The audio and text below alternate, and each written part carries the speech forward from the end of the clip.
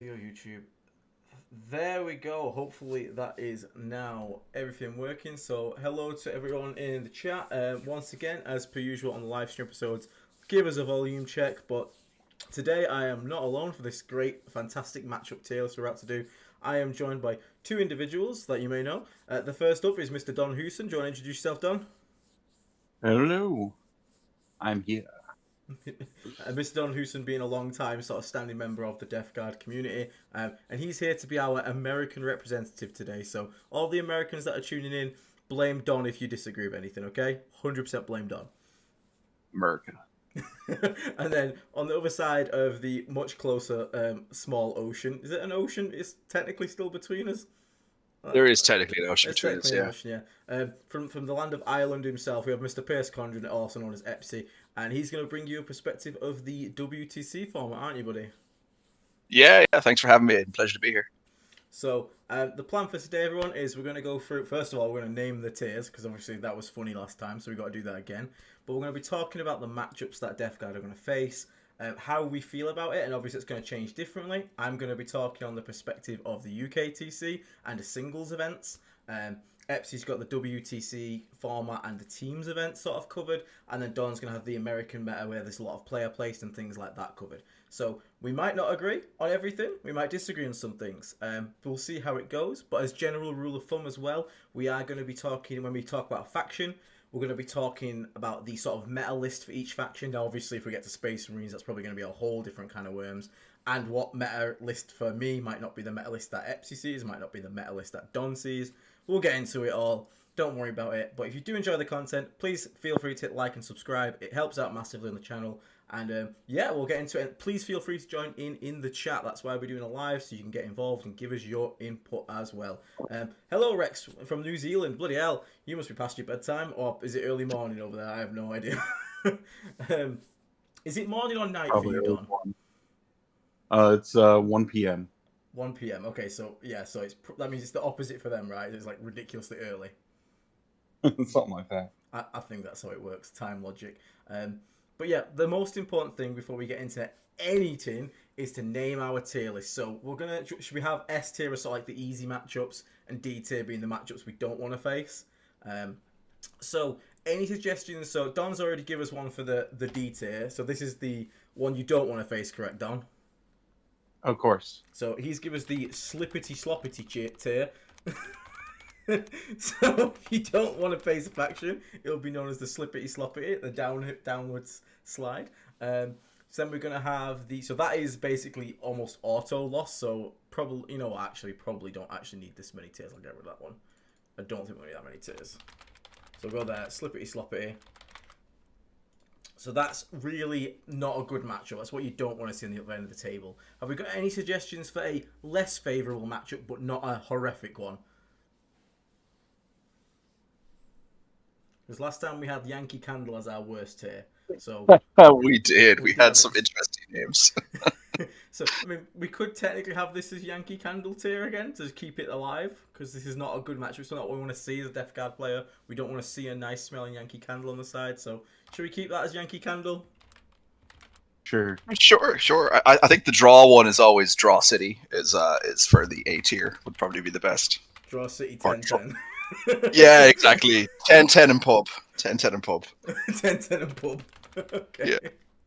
And then we need one for the favoured matchups. This is a matchup that we're going to feel fairly comfortable going into, where we feel like we have the natural advantage. So, again, any suggestions for that one, feel free to drop them on. And then we also need, obviously, the toppest of top tiers, so the literal free win. Should we call that a 20-0 and go? 20-0 go. Yeah, I like that. Sounds good. Okay, and then the middle one, the Bog of Eternal Stench. It's the first reply I got. We're going to have that one. A semi-resilient tier, I like it. Okay. So that's a good one. That is a good one.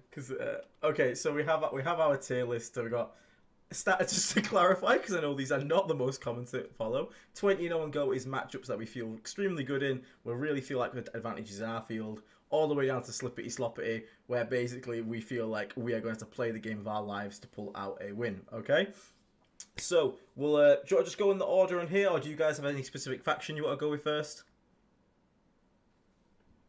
No, I Oh, think we you already can have go. them here is fine, Aiden. We can start with is that Admech at first? That is indeed Admech, and I am going to have to defer to you two because unfortunately something happened to the Admech Codex, and like the weakling players they are, a lot of players have stopped playing that faction, and I haven't played against them at all yet. So I'm hoping you two can help me out on this one. So I Um, know I've experienced Admech in two different ways. There's either Breacher Spam, which is really rough for vehicles, or there's the Horde of Skitarii, which is really annoying to deal with. What about you, Pearce? You got any Admech experience? Yeah, so it's not a bad matchup for us. Like the Horde of Skitarii, we take the -1 leadership, -1 C, and it becomes fairly easy to take out. And then the Okay. Breachers, if you're not running a vehicle horde, it's fine. But if you're running a vehicle horde, you just automatically lose to it. Because It's so stupid. they have the anti-vehicle and haywire pretty much, don't they? They're sort of devastating wounds, don't they? Yeah, with the ability to reroll all hits and Yeah. all that crazy. It's silly. Okay. But it's very, very matchup dependent. Okay, so and it's obviously not a super popular faction. Pierce, you got anything to say about these? If you were to come across them in teams format, would you be putting yourself forward to fight them, or would you be putting yourself to the back row? So Admech are sort of like the unicorn faction of 40k. I think you see one and it's like an endangered species. I personally I'd be terrified if I saw it in teams because if someone brought that for like their 8-man or their 5-man lineup, they're clearly either insane or they have a plan. And you gotta beware a man who like knows what they're doing. Admech, I think this would be like highly favorable to us. They don't do a whole lot of damage. Depends somewhat on your death guard list in a team setting. So like if you have a more vehicle list like Don likes to run, I think they're a lot scarier because you got the breachers can do a phenomenal amount of damage to vehicles with their anti-vehicle 4+. But I think the more common build I've seen is lots of rangers, Skitarii, veterans, and whatnot, and they scratch the paint to your plague marines, and plague marines just lift them in return. So I would say this is highly favorable to the death guard. I don't think we have an issue picking up lots of mass infantry, really, do we? Because like No. Don said, there even takes -1 OC in leadership. Do you not even find you need the -1 save to kill Skitarii? Do they die that easily? No, they die really well, and they have a 5 invul save anyways. So the 81 is all I need. Makes sense. So, wait. So are we happy to say we're sort of pretty happy to come across these guys? I won't put it in 20 on go because they do have the potential to counter your skew if you're going a vehicle heavy. But we alright to put these in semi-resilient tier then, do you reckon? Sounds good to me. Yeah, sounds good to me. Alright, cool. So now something I can actually have input on. So we've got Blood Angels. So Blood Angels, oh god, what detachment of Blood Angels kind of running? I've been seeing a lot of Death Company spam at the moment on UKTC. I don't know what you guys have been seeing. I've been seeing a lot of. Sorry, go ahead, Don. I've been seeing some of the Sanguinius because that's of course the only faction that can bring it, and the Gladiuses, but not really much anything else. But you, Pearce, Yeah, I've been seeing a lot of the Son of Sanguinius lately in the team's context, just because the buff they received recently to give them +2 strength and +1 attack was quite major for hitting certain breakpoints. Like Death Company getting to strength 10 is very scary into most vehicles now. Yeah, I think I played against these recently at GT in the final round, and they do really hit hard, especially weirdly into the Death Guard matchup because the breakpoints that they hit with a +2 strength are actually kind of annoying. Like even Chainswords going to T6, strength 6 instead of strength 5 that they used to be. It's effectively +1 to wound, like you said. The Thunderhammer's getting to strength 10 now hurts our Plague Blast crawls on 4s instead of 5s like it used to be. They've actually got quite a bit of punch now. All the punch being said, though, this is an army that wants to get in close, and I'm sure as you two might be aware, we're kind of happy with an army that wants to do that. So I would agree. Yeah, agreed. So what I'd say is, even though this army got some really nice buffs and some really nice increases, I will try and fix the sound Apex. I will put my microphone up. Hopefully that should be a little louder for you. There we go. So I don't think we have an issue killing them at all, especially if they're bringing like Death Company bodies, because toughness 4, 2 wounds and a 3-up save.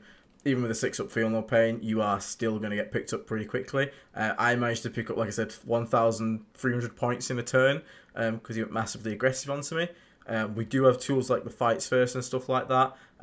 So I think it's one of those where it has the potential to be scary, but I genuinely think we probably have all the tools we need to sort of like build against it. Yeah, I know. With at least the vehicle skew and that kind of stuff, Marines are generally speaking very easy for Death Guard to take out, and Blood Angels just do what Death Guard wants them to do, which is get close. And they're just so fragile because they're just Marines that have no invul saves. Pretty much. I'm guessing we're both in agreement that we're all going to be taking that the -1 save contagion in this matchup. Yeah. Yeah, absolutely. Just slaughter them faster. It's a high. Blood Angels obviously have fight on death, so it can be very kind of high attrition on both sides. But so you just want to kill them fast. You want to make sure your damage goes through. Yeah, that is one annoying thing actually. That fight on death is quite annoying because your fights first don't really care about it. I mean, it does guarantee you trade and pick up the unit as well. But it is a bit, it's not like some factions where they literally can't deal with a fight first and you sit there kind of invulnerable to it. Don, obviously you run more of a vehicle heavy list. So obviously I can sit here and talk about like my Death Shroud can pick up these things. My Plague Marines who fights first are really good against it. You run a lot more vehicle heavy. How do you find this matchup? Do you find their ability to be troublesome, or do you find stuff like Predators and all that just absolutely picks them up? So Predators do definitely pick them up, and then we have so many very cheap vehicles that will just suck out a unit of Death Company that costs way more than our vehicles do, and just die in the trade. It's crazy. Yeah, I suppose if you are trading like a full squad of Death Company for like a single bloat drone, you're kind of happy with that, aren't you? Yeah. Also, they really don't like indirect as well. I noticed any army that sort of like these armies that kind of want to just stage and be like ready to jump don't like being shot by free birth like Plague Burst calls of indirect every turn. So that's also quite good in our favour. So Pearce, if you were at the table, you're at your 8-man teams. The opponent has put forward their attacker as Blood Angels. What are you saying to your captain?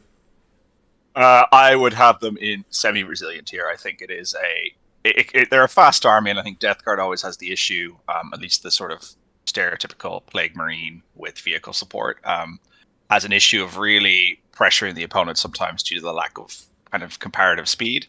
But I would definitely be looking for 12 to 14 points out of 20 for my team if I was playing into BA.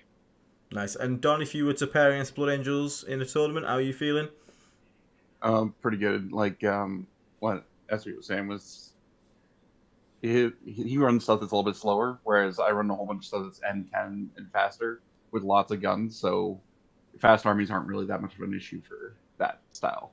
Yeah, true. You have a lot more mobility than our 4-inch and 5-inch moving asses. So we're happy to put that. So okay, but the question now remains: would you rather go against Admech or would you rather go against Blood Angels? Blood Angels. Okay, Pearce. I'd rather go against Admech than Blood Angels. Okay, so there's kind of different opinions there. So we'll do is we'll put them to like they're intertwined right now. I think personally, just because I'm more comfortable with it, I'd rather go against Blood Angels because I've never played against Admech. So I'm going to put them above just for now, only because I have not played against Admech. So I am comfortable against Blood Angels. So we're quite happy there. So next one, this is more of an interesting one, is going to be the Black Templars. So what are the meta lists you guys are seeing? For me here in UKTC, Black Templars tends to be stuff like hull spam plus sword brethren inside. So recently we've had triple Gladiator Reaper, triple Impulsor, triple Blade Sword Brethren, I keep calling them Blade Guard, and then all the characters to basically support. It's kind of annoying to face because there's a lot of hulls there, but it's not horrific. But again, what kind of lists are you seeing for Black Templars in your local areas? So I'm used to seeing the 20-man of Crusaders with Grimaldus, and then you have Halbert with his Sword Brethren in a Redeemer, and then they just fill out the rest with whatever. But I know with guns it becomes a lot easier to handle them, but I'm not sure with the Plague Marine type armies that you guys run how good you are into beating up those Crusader squads without getting just clapped back. What about you, Pearce? Yeah, so in 8-mans, there's two kind of common builds for Black Templars. There is the whole spam you alluded to, Aiden, which is the typically, you got lots of Gladiator Reapers, which is quite scary for the Plague Marines, as they're very good against killing infantry. And you've got lots of Sword Brethren backing them up, usually small squads, but like characters like a Judiciar, Hellbreak, and the like. And then there's the other side is the build Don refers to, which is like the Hellbreak and the boys, Grimaldus with the 20-man blob, and then typically you have like a Castellan or a Marshal with another 20-man blob if they're running pure Black Templars with the Tannhäuser Bone enhancement, which gives the squad, you've got two basically blobs with 5 up Funeral Pains, which are very difficult to chew through. That's a lot of wounds. Yeah, that is a lot. They're both kind of different responses. I think I prefer to play into the blobs than I would the vehicle spam, because the vehicle spam brings a lot of, especially if the vehicle spam is like triple Gladiator Reaper, because as I said, Gladiator Reapers get sustained hits too versus infantry, so that's not a big deal to Don's lists with the, when he's playing really heavy mech version, he doesn't so much care about sustained hits too on infantry, but when you've got like 30, 40 Plague Marines, that starts getting very scary very quickly. Yeah, so what you're saying is we let Don deal with the vehicle list and we'll deal with the blob list, yeah? Yes, exactly. So in general, I prefer the vehicle list too, because okay. like I'm able to crunch through thick vehicles because almost none of the vehicles have invul saves. Yeah. So you can normally get through it pretty well. The lots and lots of little 2-wound dudes with a 3-up, maybe I don't think any of them get an invul save, but the 5-up Funeral Pain on top of it is just really annoying to chew through. And then they also get the World Eaters where they can walk towards you. So that's another thing that's really annoying. Okay, so basically this kind of feels like a bit of a weird matchup where it kind of really depends on the build you brought and the build they brought. And would you say, though, if you got the bad mix there, so let's say Pearce, you got put against the Reaper spam, and Don, you got put against the blobs of massive infantry, would you say it drags you down to a negative matchup, or do you reckon it's still sort of in draw city range? I'm pretty sure I could still pull draws pretty easily, because you can make it so that one of their blobs does whatever it wants to, and then beat the tar out of everything else, and just score the points around it. But you're going to take damage in the process. Okay, what about you, Pearce? What if you got the opposite matchup that you didn't want? I think it kind of just naturally kind of hovers around a draw, this matchup. I just played it recently where scrimming Team Poland, Team Ireland versus Team Poland in a 8v8 on TTS, and I played into the vehicle version of the list, and it was a small, I think it was like a 12-8 to the vehicle version of the list. Kind of depends on who goes first versus who goes second in the matchup. Same story would be for the blob list. I think either it very much depends on who goes first or second. I would have it hovering around Draw City, 10-10 and Pub, and then maybe a minor win either way, depending on who draws what cards or depending on who goes first or second. Okay, so because it's quite swingy on the matchups, I think should we put this one in Draw City for now? Yeah, I'd be happy to say that. All right. Yeah, I'd definitely say that Black Templars are probably the hardest Marine matchup for us. I think I'd agree there. I think there might be one other thing to speak about as we go down the line, but I think, yeah, Black Templars is probably like the least favourable Marine matchup, and I don't think Marines in general are a bad matchup for us. So, next up we've got the first of the big Stumpy robots, and this is one I see a lot of players struggling with, and so even the stats seem to back up this is supposed to be unfavourable for Death Guard, yet I don't know why, I've never seemed to struggle with it, and that's Chaos Knights. So, obviously, we're talking, it's still War Dog spam, isn't it? Some people are bringing like one Rampager now, so one big knight, and then the rest little. I don't know, I just never seem to struggle with this list. I think -1 save, and when you start getting to the melee, you can just out-trade super hard, and especially if you have a good turn where you pick up like 3 or 4 War Dogs, like, as the War Dogs die, the Chaos Knight player's ability to impact the game, I know it's kind of obvious to say, but it really nosedives really hard, especially if they're having to use them to score actions, because, you've managed to kill the Nurglings with some mortars or whatnot. But I don't know, like, the weird thing is, every time I get paired against it, I'm always like, oh, for God's sake, Chaos Knights. And I don't look forward to it, and I'm like, oh, this is going to be rough. But then as soon as like you make a charge and like you kill like 2 or 3 of them, and then you're like, oh, okay, this is not as bad as I thought. But again, that's just my opinion currently. So we'll go Pearce first this time. Pearce, what do you think about the Chaos Knights? Yeah, I think this is another matchup that tends to hover around a draw. The both armies can. I usually take the -1 weapon skill, ballistic skill, contagion against them because it makes their damage output very swingy. When like they're hitting on 2s in melee a lot of time, 2s in shooting. But once you start tagging brigands or bracketing knights, then they're going to hitting on 4s with shooting or melee. Definitely take fixed secondaries against them. Always bring it down, teleport homers because you're just getting rewarded for killing the army. I think the trap a lot of players fall into in Chaos Knights is trying to play some sort of trading game against them, where you put units on objective, kill the knights that come up, and then repeat for 5 turns.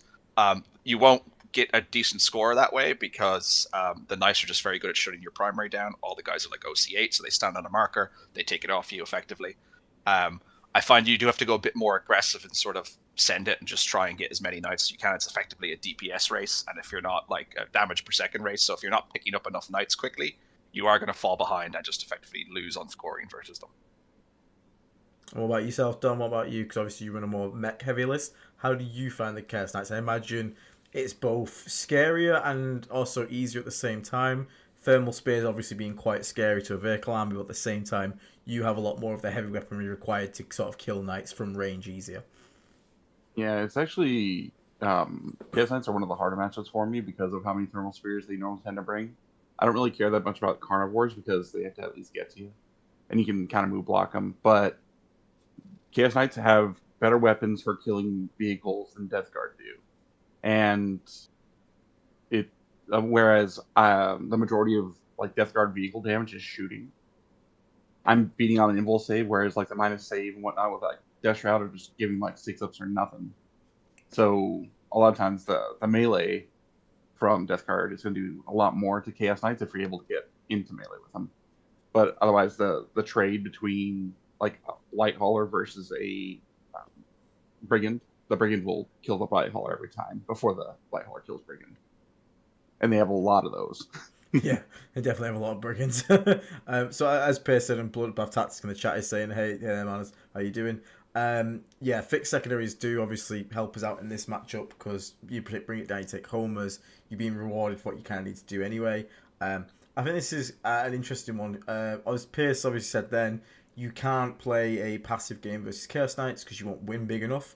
That sounds like a WTC problem to me, Pearce. I'm not gonna lie. That sounds like a you problem. But if you are playing a more single style event, all I have to do is win by a single point, so I don't have to be as aggressive as Pearce. So I don't feel like maybe the game is a lot more riskier for you in that sense, Pearce. That you have to have the go turn earlier, and if you don't, like it goes wrong, then it can be quite punishing. For me, I literally started taking. I mean, obviously it's just a good unit now, but I was taking 10 Plague Marines with Fight First before, just because I was so sick of a War Dog towing onto my objective OC8 and taking it off me. And on UKTC, you can always stand behind an L and hold like 2 objectives. So I was like, okay, I'll sit on there with Fights First. So if you shades of whatever come through the wall where you charge, I'll still swing first and kill you. You can't tow on with 1 knight. You'll actually need to put 3 knights on it because 8, 16, I've got like 20 on it. So in that sense, it wasn't too bad. But again, I can totally get what you mean if you were having to go for the WTC scoring, which is obviously about points differential. That's going to be way more important for you to actually not just sit behind that L all game and to actually put pressure onto the opponent. But 2 really valid points from both of you guys. So it seems like you're both kind of pointing this one towards probably in the middle draw city. It's not great. It's not bad necessarily. It's kind of just how the game plays out naturally. Yeah, it's definitely the coin flip of do I murder him or does he murder me? Who saves hold up? Do you agree, Pearce? Yeah, no, I agree with Don there. Like I played this matchup I think 2 weeks ago against one of the Team America guys for a scrim, and I went aggressive, bounced on my aggressive turn. I had 3 knights exposed. I wanted to try and kill all 3 of them. I think I killed 1 of them, and then thankfully his clapback on his turn kind of whiffed a little bit, and Fights First was major, as you alluded to, Aiden, there. I was able to kill 1 knight with Fights First, and that put me right back in the game, but as Don says, it can really swing on who kills who quicker. That's fair. So what we're going to ask now is obviously Black Templars or Chaos Knights? What you rather see across the table? I'd rather see Black Templars. I would also rather see Black Templars because Chaos Knights I also much agree. bigger affair. We'll put the Chaos Knights there. So we're gonna break rank here just to talk about it because it's the same sort of vein. Imperial Knights, because we're already on the topic of Knights, so a lot of the things we said about the toughness and this vehicle skew being as important. Personally, I actually think Imperial Knights are probably the easier of the matchups. Because they have to obviously take a couple more big knights usually, so I'm not getting, like you said, I'm not getting Toon and out OC'd all the time. I'm not as scared of Ward or are they called Armigers?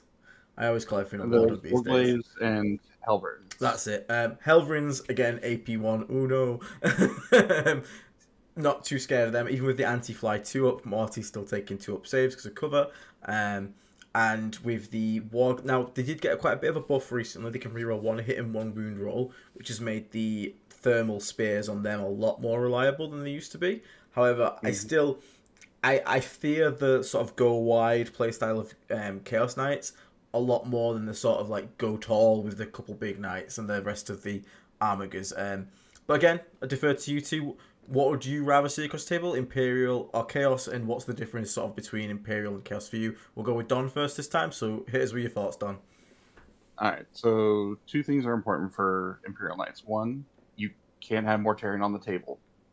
Otherwise, you'll give them a 5 Field of Pain really quickly. Fair. Especially if they have Canis Rex. Canis Rex is such a ridiculous model. I have lost 1,500 points to him every time I play against him. Because the crit on 5s, the free stratagem, and the amount of damage that guy does is ridiculous. But it is very noticeable because I run thick boys, like Blight Haulers, Labor Sprawlers, things like that. He has perfect profile for just tearing through it.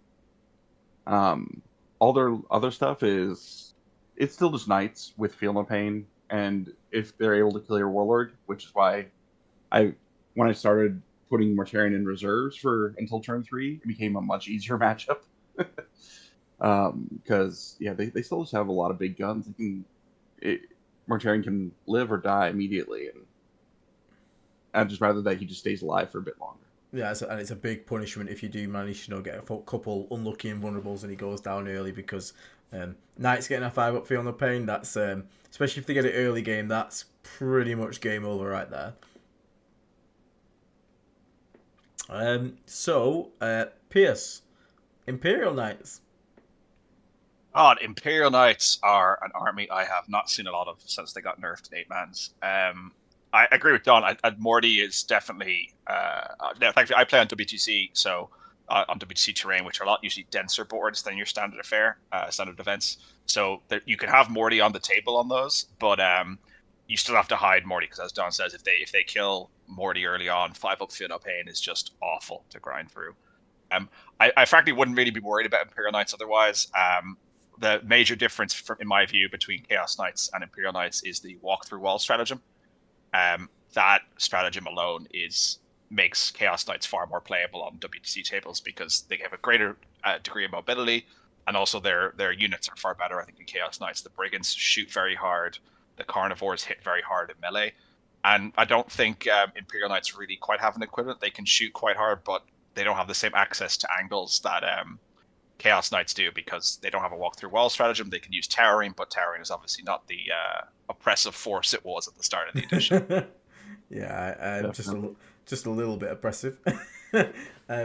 Yeah, I noticed the same on UKTC. So people might not know this, but UKTC terrain, only a few pieces actually have like a base on the terrain.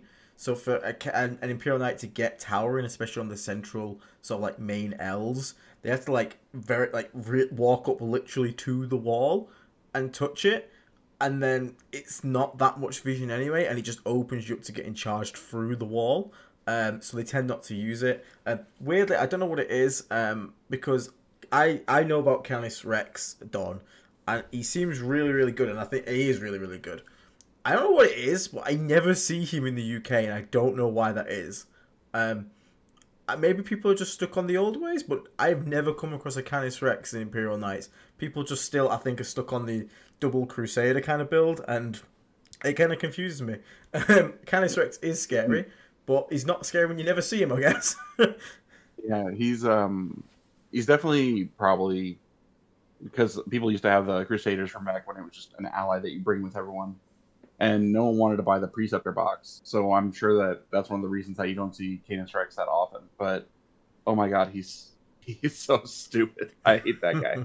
When I took 45 damage from his melee on Mortari, and I was like, this is stupid. Ouch.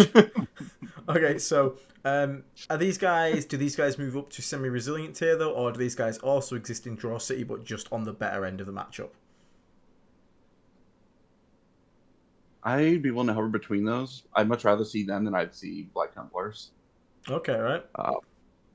But yeah, it's for me, like I said, the only model that I hate in that entire index is Canis Rex. Everything else is manageable.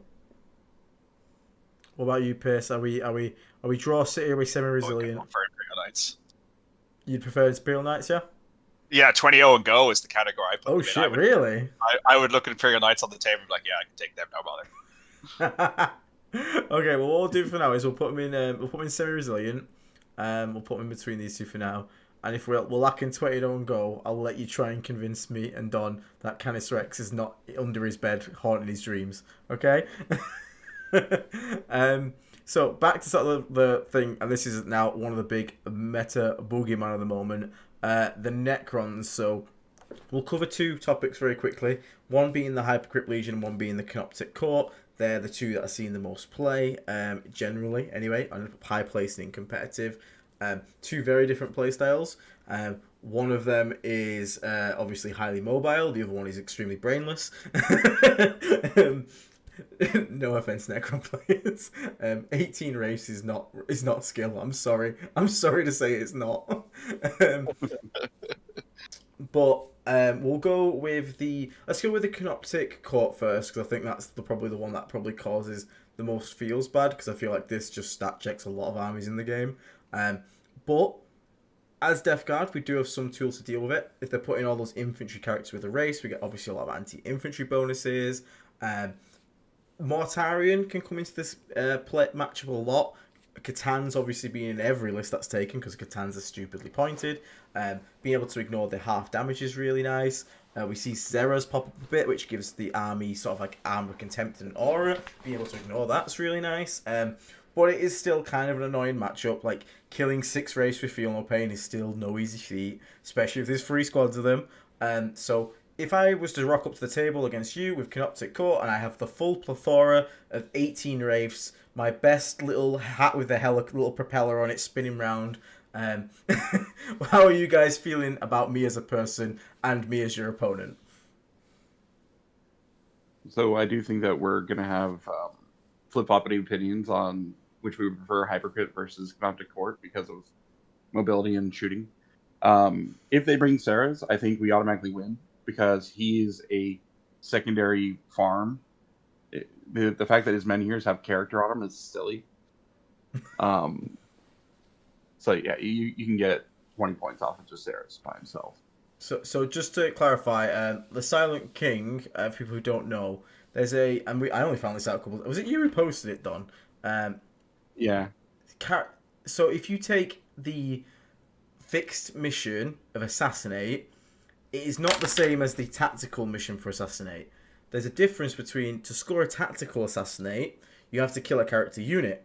The fixed one is a character model, which means if there is multiple character models in a unit, such as the Silent King, who for some reason his little menhirs, little turret things that come with him, have the character keyword. If you kill them, they're worth 4 points each. And kind of funny, if you then stop shooting him and he has to reanimate, because he has to, it's not a choice, he will then resurrect one of them on potentially about 1 to 3 wounds. You can then kill it again and get another 4 points. You can repeat this ad infinitum to guarantee yourself 20 on an Assassinate. This is kind of funny. I didn't know about this, Pearce. Did you know about this? I only learned about it from one of my tryhard team members. So for singles, I play for the tryhard team, and one of our team members, Josie, is a very good Necron player, and she pointed that out to me when I was asking her about Necron tactics. But I hadn't realized otherwise. I think it is very silly because you are incentivized just to let him sort of regenerate and then continue with free kills later. It's kind of funny, I won't lie. So carry on, done anyway. So so if they brought the Silent King, we obviously get the free 20 victory point farm going. But let's say it's a more like they haven't brought him. So it's Assassinate, bring it down, you just get 1 billion points. Other than that, Canoptic Court is, in my opinion, a coin flip thing as well. Because it's the 4-up Brimble saves. They either live forever or die immediately. I do like the -1 OC against Wraiths because I don't run Plague Marine squads with a bunch of OC. I run tanks that have OC like 4 and whatnot, so I need all the help I can get to take their objectives from them with just a couple tanks. But yeah, the Satans are not too terribly hard. The Doomsday Arcs, or Doomsday Walker, what are they called? Doomstalkers. Yeah. Those things can pop off, but they're also not terribly hard to kill, but once more, Warping will say live forever or die immediately. And I'm not a super huge fan of the coin flip survivabilities like that. Especially not when it's army-wide. Yeah, that's fair. Yeah, they do kind of have a Custodes effect going with that army. The Canoptic stuff having all the 4-pin ones. It's kind of annoying to either make them all or fail them all. But yeah, I think in terms of singles UKTC, it's a really annoying list. It's basically just a stat check, and you either, like you said, you do enough damage and then they fail enough 4-ups that you make the stat check. Because as soon as like the Wraith bricks are gone, or at least if you killed 2 of them, you've kind of like okay, because there's nothing really for them to play the board with. You can, like I said, Doomstalkers, as Don said, living down a 4-up. If they fail the 4-up, you can actually pop it. Lone up strat is annoying, but it's something you kind of deal with. You just kind of set up to try and shoot 2 targets. I wish we had another tier that's just called I absolutely bored to death, because I'd probably put that match up here. But Epsi WTC against the 18 Canoptic Wraiths, is it just as fun in WTC? It's an interesting one. So as Don alluded to, he doesn't have the Plague Marines, so he's got less OC to work with. And so taking minus was I get to take, since I have lots of Plague Marines, I get to take the minus weapon skill, ballistic skill. And once you combine that with Plague Marines, it gets very hard for the court to turn on their power matrix. So their rule that gives them all the reroll hits when they're in an area of the battlefield. What I typically do against it is, it depends some on the list, but I will go fixed secondaries against the court. So it'll be deploy homers, which is always the fixed, the go-to fixed. And then depending on the number of characters I think I can kill, I'll take Assassinate. Or depending on the mission, I'll take Storm Hostile as a fixed secondary. Because if he wants to turn his power matrix on, you're incentivized to go kill him off the objectives, and then you just score it anyway, and you kind of just trade points on that. I think it's a favored matchup, the court for Death Guard. Obviously, when you're playing the game of 4-ups or die,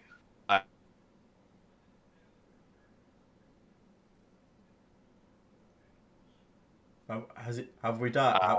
Oh, sorry. Are you there? Oh, go ahead. Yeah, I think you broke off then a second, Pearce. Oh, did I? Sorry. Yeah, where did I break off? We heard that, ironically, you said on the game of 4-ups or die, and then you literally die. Yeah, so like you can play the game of 4-ups or die, and sometimes the Necron player wins that, and sometimes you win that. But I do think ultimately it is slightly favored to Death Guard. Not much, mind you, but I think Death Guard on average eke out a small win, like usually like maybe 12-8, 13-7 at best sort of territory. Yeah, that's fair. I would agree. So what about the Hypercrypt? I feel like in Hypercrypt, I feel like Morty can really make this matchup pretty damn easy.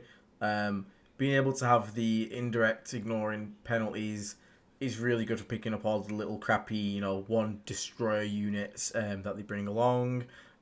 If they've brought like 2 Catan, he's a great answer to that.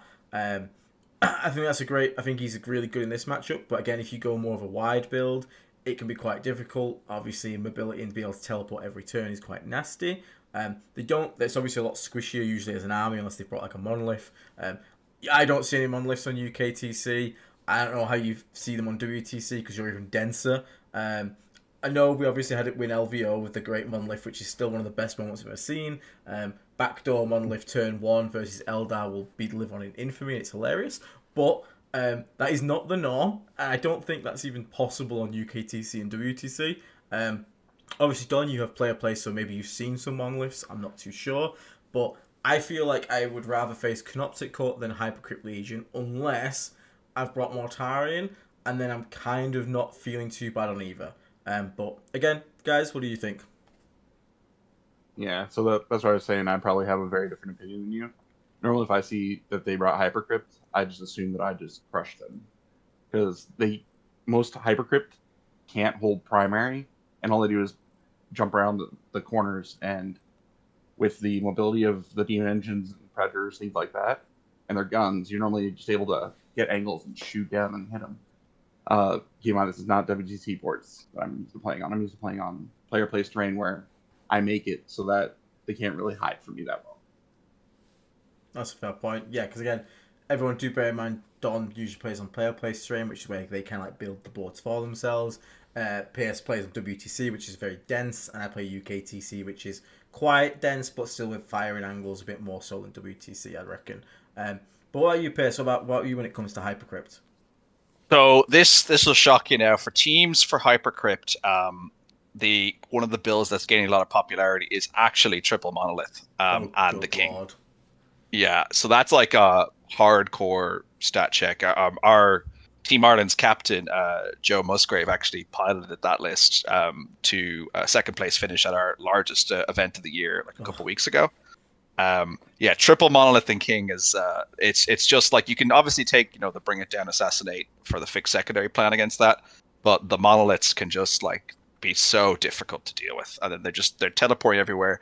On WTC it is much denser, so it is very dependent on the board you're playing on. If you were playing in a team's environment, you definitely want to give table selection to your Necron player in that, or be very careful about what boards are available when you bid them into somebody to attack into somebody. Other variants of Hypercrypt are seeing some play. The problem I found with Necrons is, right, like as you say, Aiden, you want the indirect to pick off all the chaffy mission bits, but the Hypercrypt builds kind of vary a huge amount, that it could be very what answers one variant of Hypercrypt or the court may not answer a different type of variant or Hypercrypt or court, which makes it very difficult to have a reliable game plan against Necrons. It usually depends on just what the other guy's exact list is rather than just a generic kind of approach. I hate Hypercrypt playing against it personally, just because I don't have the range shooting output, and he just jumps to all four corners throughout the game that it's very hard for me to shut down. My game plan is just to go to the objectives, sit on the objectives, and he has to come play with me, or he tries and kill me. I think that's one of the ways that if you're a Deathguard player, that's kind of how you got to approach the matchup against the armies that can jump around, is you just hunker down the objectives. They play their little dancey around game, and you go, look, you can dance around all you want. I hold objectives. Come and fight me for them, or I'll run away with primary. But again, if you run a list more like Don's there, who are the more shooting, the more speed, because obviously his vehicles are 10 to 12 inch movement. He can get angles, he can chase the Hypercrypt, he can shoot them to death.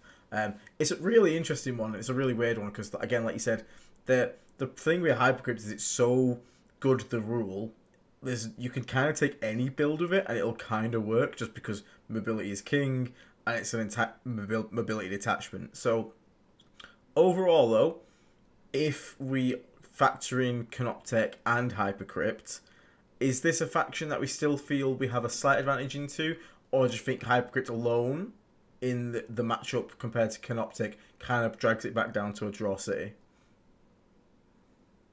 I feel favorable to most Necron matchups.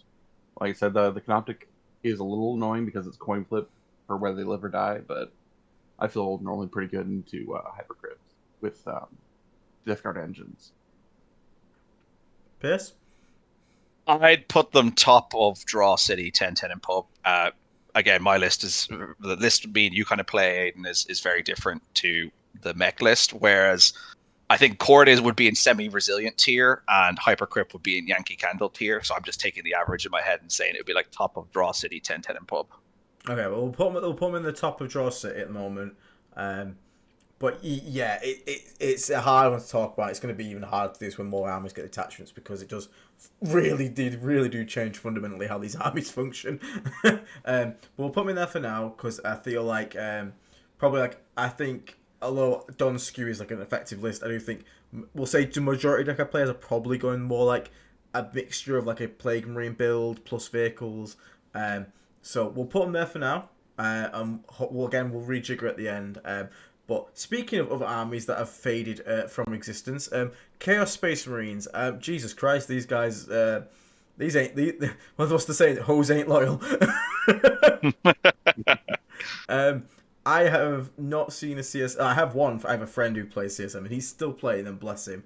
But CSM kind of vanished, and it's a power armor faction that I feel just with the new points costs is kind of hard for them to trade with effectively, and we kind of didn't take that many points cuts, and it's still just power armor. So Chosen Lords are really expensive compared now.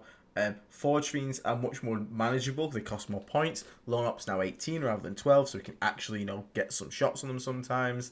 And Accursed Cultists have gone away, which makes me very happy. So I genuinely would probably put this.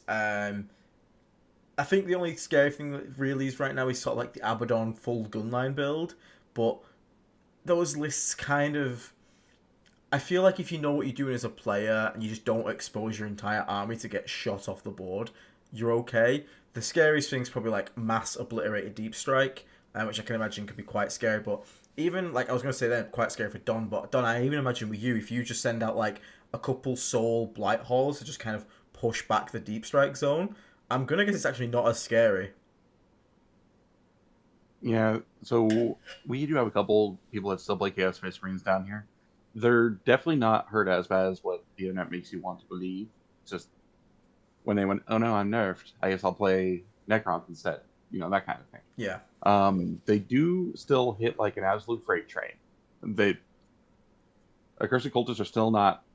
They're not garbage. They're just not as stupid as they were. Being now that they're OC1, they don't regenerate in both phases, that kind of stuff. But they're still annoying to deal with. The biggest change that I've noticed has been the not the Dark Pact, but the Undivided stratagem. Not rerolling all your hit rolls has been a very, very nice thing to see. But yeah, they'll still probably kill whatever they target, because they do still hit really hard. Yeah. With the sustain 5+ and all that kind of crazy shenanigans. But I never really felt like Chaos Space Marines was a hard matchup. It was just DPS race before, and now they have less stuff. That's a fair analysis. Pearce, CSM, do they even exist in teams anymore? Yeah, it really was amazing once that slate came out. They were on every team, and they just disappeared overnight. I think the matchup was already... Deathguard were already good pre-slate against them, because they were one of the few armies that never really got rolled over by them. It was a close game. I think post-slate, unless the Abaddon shooting cast, as you say, is still quite scary even on WGC boards, because it's a phenomenal amount of damage, and if you're not very careful, they just blow you away. But generally, on the whole, I would say it's like semi-resilient tier, in my opinion. Like it was close before. I would say it's, barring the shooting castles, the most common Space Marine builds you're going to fight, CSM builds you're going to fight, are generally pretty favorite for Deathguard. So, are we reckoning, is this the easiest one so far, or do you reckon it's still probably a little harder than like the likes of Blood Angels and Imperial Knights and Admech? For most of the lists I've seen, I'd rather see Blood Angels than I'd see Chaos Space Marines. Because I can normally handle that out, because most Blood Angel armies don't seem to shoot hard enough for me to care. But I do understand that I live in a skew. That's fair. What about you, Pearce? I'd rather see Blood Angels as well, because as Don says, I think the shooting of CSM is far scarier. Like Forge Fiends can pop off and lift like whole squads of Plague Marines, or like even vehicles. They get their death wounds, they roll some 6s, there's a tank on. Yeah. I'd definitely rather play the Blood Angels, because Blood Angels are simple. They have one game plan. They're going to get close to you, whereas CSM have some other stuff to fall back on. So, are we still... I'm going to guess these are probably at the bottom of the semi-resilient then, because I'm going to guess we'd rather see Admech, we'd rather see Imperial Knights. I'm yes. going to go with that. Probably. Yeah. Yeah. I'd probably do that. Okay, my favorite matchup next time. Custodes. Can I just put this in 20-0 and go? I would definitely put it right there. It is, if I ever play against Custodes with the vehicle Death Guard, which is a very different army than what you play. I feel like I just win as soon as we hit the table. It's the easiest matchup in existence for Mech Death Guard. I would genuinely be happy to put money on and say we are the codex with probably the most tools to answer Custodes. You might disagree with this, Pearce. I'm not sure. Could WTC again be a bit different, but I made a Custodes player concede on turn 2. I did bring 28 Flamers, but my goal is to make Custodes players cry at Manchester GT. So, and I don't feel bad for this because Custodes make other people feel bad. So really, it's just karma being a bitch. So I think, especially if you bring sort of like the things you're bringing anyway, Plague Spitters, Plague Spewers, all that kind of stuff. If Mortarian's there, it becomes comically 20-0 and go because they can't even like -1 damage you or anything like that. I think we have a good spread of damage in both shooting and melee. So the 4-up once per game, one phase, feel no pain. We have counterplay around. And I just think I don't know. I don't worry about the Custodes matchup. What about you, Pearce? Do you fear the Golden Boys, or do you just kind of laugh at the Golden Men too? So I wouldn't agree, in my view, that we have the best answers. So in teams, especially 8-mans, guard are a common fixture, and guard our guard probably are what I would say are higher on the tier list for anti-custody duty. But Pearce, guard are unplayable. Reddit told me. Yeah, and then David Gaylord put his money where his mouth was and went like, you know what? I'm just putting it all on black, baby. I'm going to the casino and I'm going to win that. What was it? The South Coast GT, I think he won. Yeah. So like, talk about putting your money where your mouth is on that one. Guard are a terror to behold against Custodes. Like it's obviously Custodes play the 4-up and game or die, and if Custodes rolls all their 4-ups, there's nothing you can do about that at the end of the day. Yeah, but law of average says like when you've like 18 Bulgrin artillery, Custodes don't really cut through that at any reasonable pace. But I would say after Custodes, we are like the best army. After Guard, we are the best army at dealing with Custodes because we have so much just anti-infantry crap to blow through people. So we're all in agreement this is 20-0 and go, yeah? Yes. Okay. Yeah, I agree. It's a highly fair match. I'm curious for you, Don, when you play in the vehicle list, does it depend on the number of grav tanks they have? Like if they've got 2 or 3 Caladius grav tanks, are you more worried with your list, or what's the story? So the biggest issue with the grav tanks is that they can kill.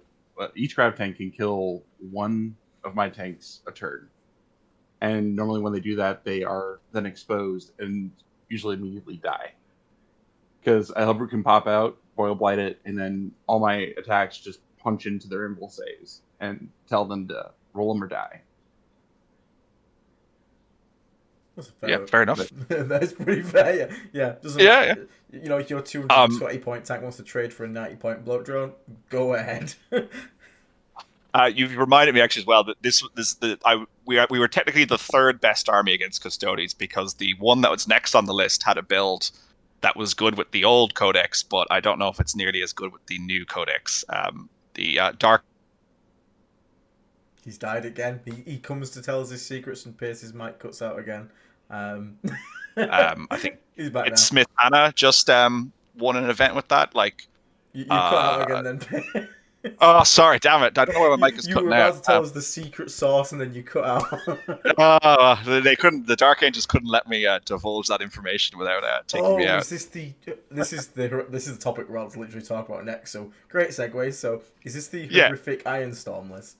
Yeah, so that's what I was trying to say before I cut out. Is the Ironstorm list? I would say Guard, Ironstorm, DA, and then Death Guard are the top 3 armies I'd say for killing Custodes.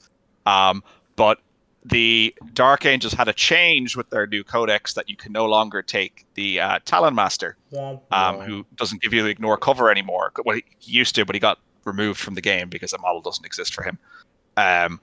So I don't know if it's still as good at killing Custodes, but it's definitely a build I'll be watching out for now. after the DA I codex watched come that out. game. It was pretty gross. Yeah. It was pretty grim. It was on War Games Live for anyone who doesn't know. Great stream. Joe's great at doing the stream games. Yeah, that was pretty fun. If you want to watch some Custodes die hilariously, go watch that game.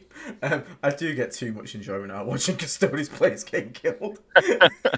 Way too much. Just very quickly on the chat. First time actually being able to catch the stream. I enjoy and appreciate your work a lot. Thank you so much. Thank you very much. Want to be a day 9.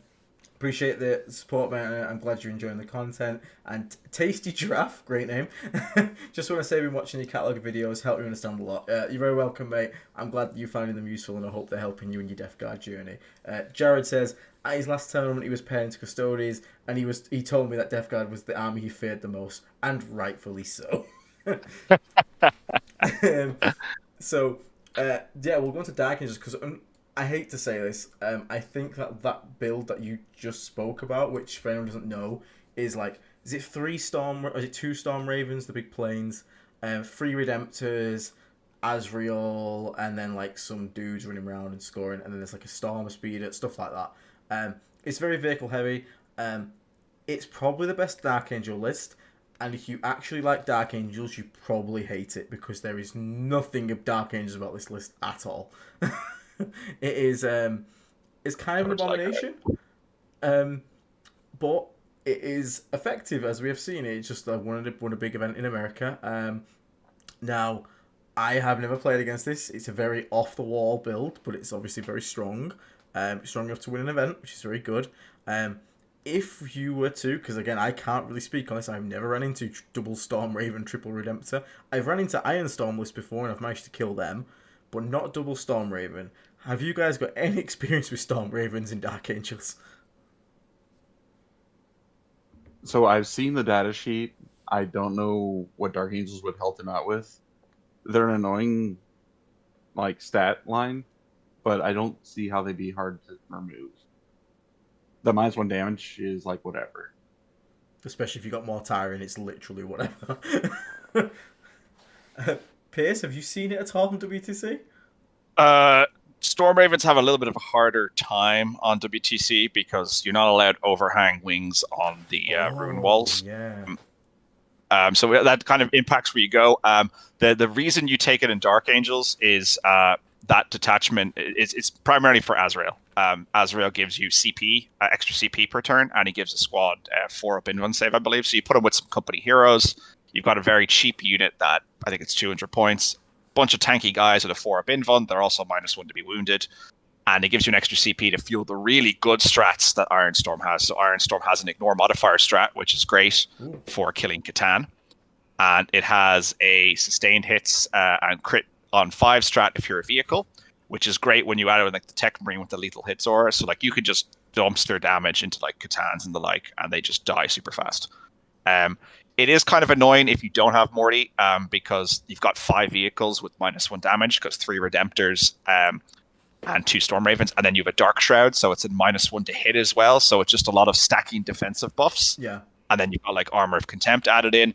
I've not played against this list. I would be concerned playing against it because it can hit very, very hard and it is exceptionally fast. When you disembark a Redemptor from a Storm Raven, the Redemptor can't fit entirely within 3 inches of the Storm Raven. So in the rare rules commentary, there is a section that says if that happens, if your monster can't disembark or your vehicle can't disembark wholly within, or a model can't disembark wholly within, it gets to disembark 1 inch away. What actually ends up happening then is it gets a further disembark than a 3-inch disembark would be allowed. So it gets a slightly bit of extra range off that, which can be big for getting into combat and swinging and beating the shit out of stuff. It seems like a scary build to me, but it is a very, very hard build to pilot. And from what I know of Kit is an excellent player. But that's the kind of build, if you mess up with it, the wheels are going to come off the wagon very, very quickly. Yeah, and I imagine, obviously, with the loss of the Dark Talon, it's probably took a bit of a hit in its efficiency. But if we were to come across this list, I personally wouldn't feel very happy about it. Don, how would you feel with your vehicle spam? So every time I played against any type of Iron Storm, it feels like a 20-0. It's laughably one-sided with ignoring modifiers and Blight Haulers. ironically hysterical into that kind of matchup. Even Predators are really good in that matchup. Before Tyranids walks up to anything, it just dies. Like, it's a very, very easy matchup for Death Guard vehicles. I imagine if you have the vehicles and you get first turn, you got Mortari, and you manage to pick up a Storm Raven. I imagine this matchup gets a lot easier. But I think for the standard Plod squad build, it's probably a bit scary, right, Pearce? Yeah, I wouldn't be a huge fan of playing into it because it's got a very potent ability to just jump on a flank and hammer the hell out of you for it. If people watch the War Games Live stream of it versus the Custodes, it just leaps in their face. Now, that was more on UKTC inspired terrain, but even on WC, it's got a very potent ability just to shoot the crap out of you, and it does a lot of damage. It deploys things very quickly.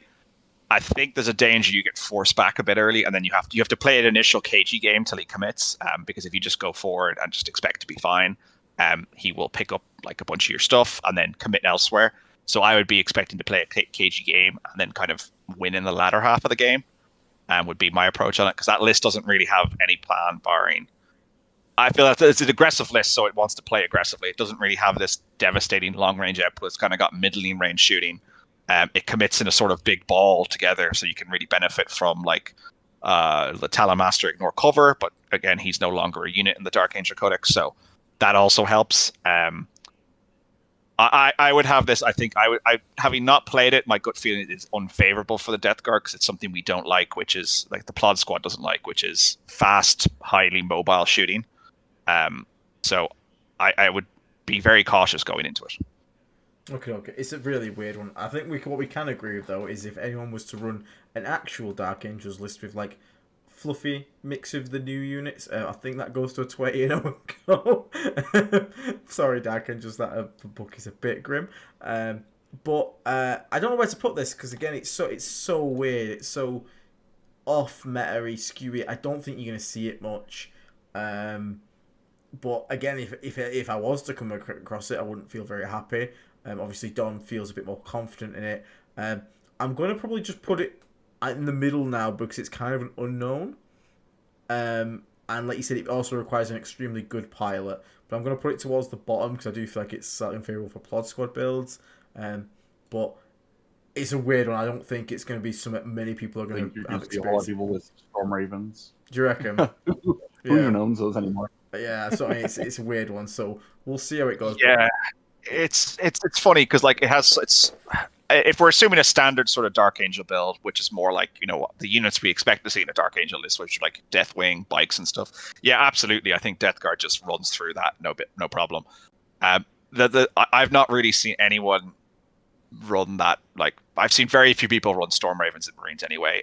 Kit is obviously a madman running triple Redemptor and double Raven, but he makes it work for himself. So. I would be very surprised if any other people picked up that build though and had immediate success with it. It seems like it's very hard to play. Yeah, I think we'll put it in the middle now because we are talking about the top end of the metals. But I think realistically, you could probably put it up here in semi-resilient at least because most the Dark Angels you probably come across aren't going to be running that. And I think if they're not running that, you're actually in a more favoured position. Agreed. So we'll put it up there for now. Again, bar the one's crazy build. So Drukhari got the new detachment, all about the raids and stuff like that, which is a good detachment, admittedly. Nice different pace and different bonuses for the army. A lot of playing with transports and stuff like that. However, I do believe this is a matchup that is made comically easy by Plagueburst Crawls existing. Plagueburst Crawls are actually pretty good at popping transports. If you've brought Predator Disruptors, they also become incredibly good in this matchup because they pop transports and infantry alike. And I think they do have a lot of stuff. They do get a lot of stuff. They're quite cheap and there's quite a lot of Dark Fantasy which can be quite scary. However, I think when this came out, everyone was like, Dark Eldar are like going to be S tier. And I think they, with good play, they can be really good. But I still think that they're basically just inability to have anything durable just stops them being able to like score primary completely. I don't think they have. Do they have any loan up? They can get a Harlequins in, I suppose, can't they? But even then you can like indirect off stuff off objectives, things like that. I've played against Dark Eldar twice with the new detachment, and I haven't massively struggled. They got some nasty damage output when they want it, but I feel like once the boats are removed, like that's kind of game for them, because all the stratagems and the bonuses are for getting out of the transport or doing something in the transport, and once you remove that from them, it's kind of like you are now just back to being probably worse than the pre-index, because you don't have any of your stuff going off because you don't have transports. I'd agree. My experience with the new Drukhari has been that they still just die really, really fast and can't hold primary. Also, turns out Dark Eldar can have all the buffs now and there. The witches are really scary in close combat, so are Incubi. Turns out they still really don't want to be charging into our Overwatch. But yeah, Pearce? I'd put these, like, I've not played against them since the changes, but they're not a popular army. If you have 3 PVCs or PBCs and or Plague Marines with fights first, there's very little the Dark Eldar can do. If I had them across table, I'd be very confident. I'd put them in like 20-0 a go sort of territory. 20-0 go? Don, 20-0 go? I'd agree. 20-0 go. Custodes easier? Yeah, because the Custodes got Dark Lances. Easier. Well, I also say because Custodes aren't everywhere with a whole bunch of little squads. Yeah, agreed. Okay, so Custodes still the easiest. Demons. Bit of a weird one. Obviously, it's a very different game to everything else.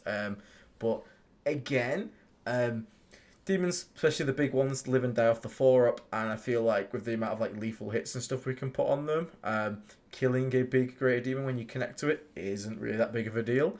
I feel like this is an army that kind of like focuses more on trying to like play the scoring game while the couple big monsters they have do something. There's obviously like the meme build at the moment, which is all the Blood Crushers with the Rendmaster on the throne, who can like pick a squad and make the makes the Blood Crushers like have 50 attacks at like strength 9, AP 6, 5 damage each. But it's kind of more of a meme than it is like something that's realistically going to happen in your games. It's funny when it does happen, and it can happen, but it's kind of like more of a theoretical thing rather than practical. And I think this is an army that has a lot of tricks. They can do a lot of cool things, but I think overall, this is kind of one of the armies that most of its damage is still close up, which is where Death Guard want to be. We can kill Greater Demons with, 10 Plague Marines, the Bowers Putrefy pretty much... I'm pretty sure Pearce pick up Greater Demon quite easily. Yeah. The lethals, you got Mortals, you got Typhus. I think as an army, we are well equipped to do like the Blood Crushers are annoying because if they do charge a Plague Marine squad and they are very swingy, they can pop off and do a bunch of Mortals, but like they're easy to screen out. They can't really walk through walls because they're mounted, so like their paths of attack are much more telegraphed, and you can always just throw a Rhino in a gap and be like, well, you're not moving this turn. I think they score really well though, Demons, because they have so many mobility tricks. You've got Bellacore, you've got the ability to pick up 2 of your guys and then put them down 3-inch deep strike. So you're never really gonna crush them on the scoreboard, but like at the same token, I don't think they really threaten what you do a huge amount. What are you done? So, I've actually been playing a lot against them recently. The stupid order change is absolutely stupid. I hate that thing so much. When I decided to put 60 Plague Marines on the table, it literally killed all 60 by itself. It was so stupid. I hate that damn thing. The lore change is ridiculous as far as damage output goes. Bellacore has some really awesome little tricks. Their ability to just make you take battle shocks at -1 is really annoying, because then you also take mortals. The -1 to hit from the Seekers, not Seekers, what are they? The Fiends is really annoying. The 4+4+++ Gird and Clean one is also it's super swingy, but that thing takes way too much time to deal with, and it can just block off access to an area. They do have a lot of really awesome little tricks. I think that if I were to see them bring a whole bunch of Blood Crushers, I'd be very happy. But like the little 3-man squads, I think are actually pretty good. And then of course like 1 or 2 Rendmasters is still really good because it also helps out with like the Bloodthirster with the stupid axe. Would you still feel confident? They're not. So once more, they're an army that lives and dies off the 4-up for the big guys, Blood Crushers, things like that.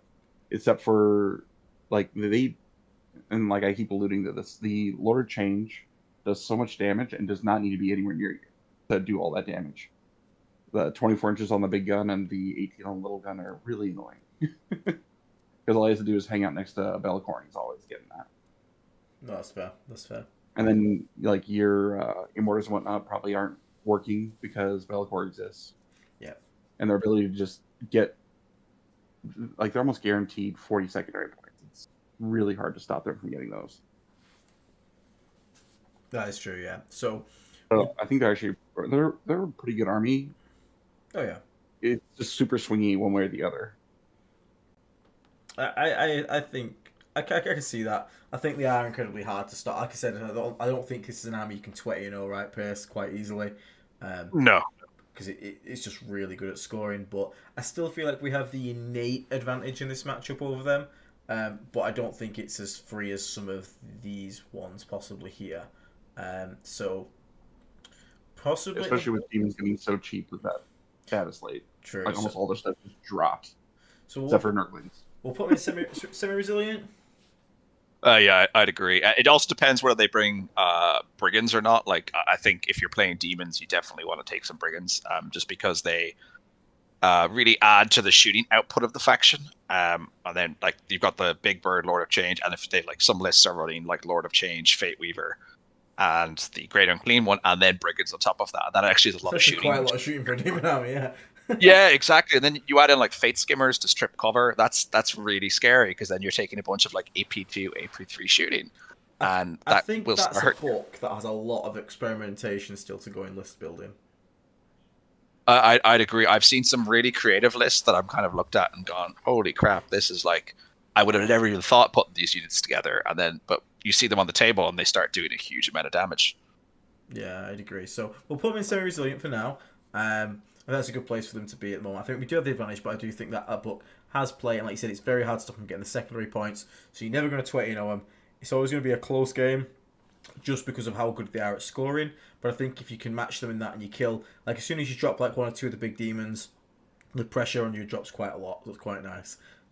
Thank you very much, Bloodbath Tactics, for becoming a member, mate. Anyone who doesn't know, Bloodbath Tactics has started his own podcast talking about competitive 40k. Do go and check it out. Give them a like, give them a subscribe. It's some cool content. I listen to them while painting. It's really good for that. Again, long-form podcast, which is really nice. Saltire Games in the chat. Hey, buddy, as well. Saltire Games being the fellow that obviously makes our sort of like gaming aids for us that are branded. So check them out on their Etsy store in the link below in the description or on the other videos, I think it might be. Hey folks, tuning in after the Team Scotland reserve team reps today with Death Guard and 11 and 9s into Eldar and Grey Knights. Trying a newish list and feeling confident in teams with Death Guard teams. Nice one, man. I'm glad that you're feeling pretty confident with Death Guard. I think, Epsy, would you agree they're a pretty good place in teams right now? I think they are not the best, but I would put them as one of the top three like not the best army in teams, but they're one of the top three armies in teams in my view. Like they don't really have bad matchups. They can play into most of the field. They're one of the few armies I would be very comfortable playing against Imperial Guard with. They are just they're just a solid all-rounder on the team. Like they really do. They fit the lore very well in the team environment. You know, they do all the dirty jobs.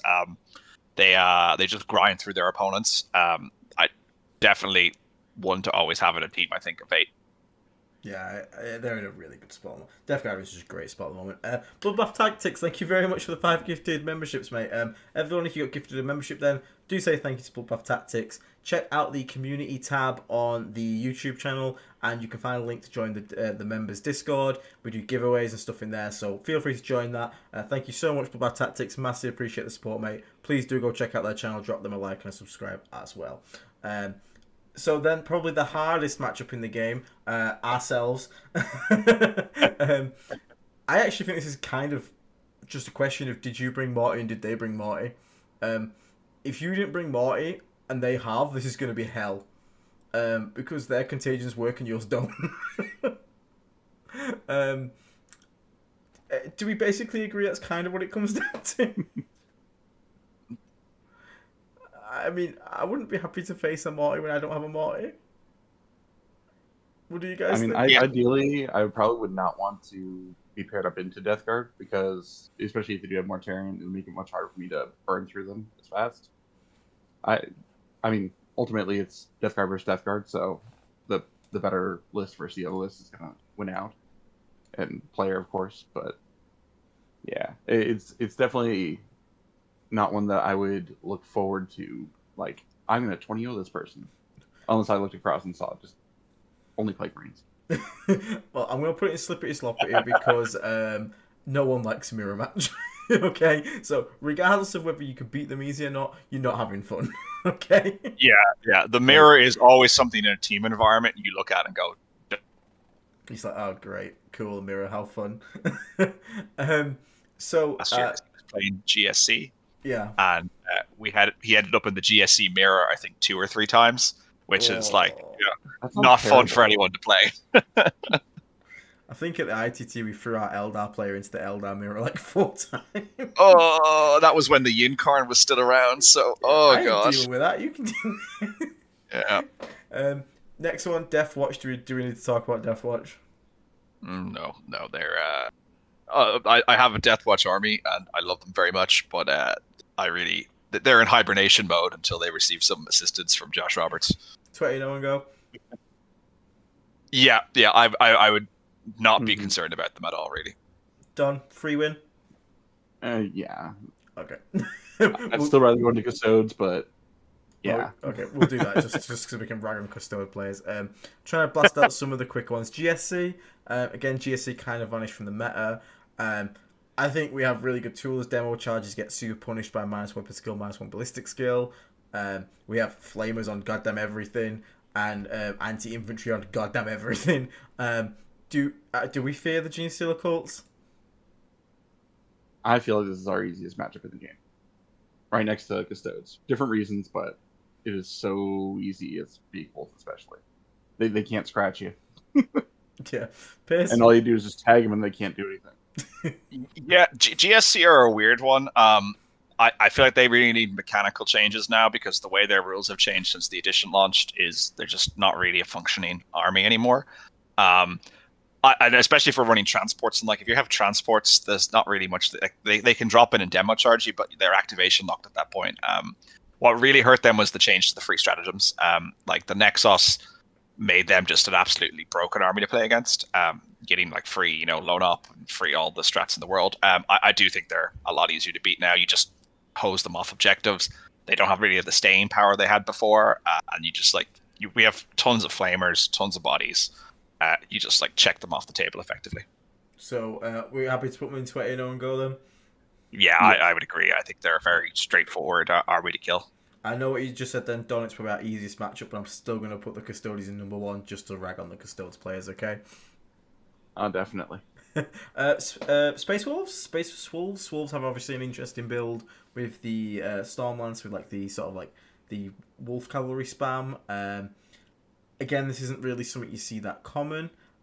Wolfen, again, I don't feel like are really too much of a problem for us. They don't like mortars because they've only got 4 up save. They don't like sprayers.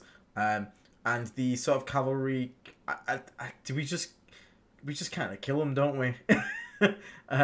Do you guys have any experience versus Space Wolves? I don't feel particularly too worried about Space Wolves. You just want to make sure that you're nowhere near Murderfang, and you're usually good. Yeah, because Murderfang makes Death Company Dreadnoughts look like sheep. Yeah, I learned that lesson the hard way. The stupid infinite fights. Pearce, are Space Wolves ever considered a table for teams? So we've played against Space Wolves in a team environment where they had lots of Wolfen. I think it was more like a list to try out than anything. I don't really think we have anything to be concerned about. I'd be more concerned if they're running Gladius, where they have the aggressor bomb, which is the aggressors with the apothecary with the fire discipline upgrade in a redeemer. That's kind of scary for Death Guard. But if they've lots of Wolfen and Thunderwolves, no, we have nothing to fear there. I think we clobber them pretty handily in melee and shooting. So are we 20-0 and going on the Space Wolves? I would say so. I would put them not as easy as some of the other factions, but they're definitely up there in terms of they're not really too much of a consideration for us. Yeah. Geek Abaddon, thank you very much, mate, for the 5 gifted subs again. Again, say thank you to Geek Abaddon if you got gifted a sub there. And remember, check the community tab, join the Discord for members. Massively appreciate the support, mate. I hope you're doing well as well, buddy. I know it's been a bit shit for you recently, but hope you're bouncing back a bit, mate. Then we'll go on to the... Let's have a look. Should we go with go with World Eaters. I feel like I feel like we already had a good game into World Eaters. I feel like after the nerfs that World Eaters copped, I feel like that's now kind of just been, the advantage we had has been now extended even more. So I feel like this is if it could be on the very end of 20 and go, or it's going to be at the higher semi-resilient tier.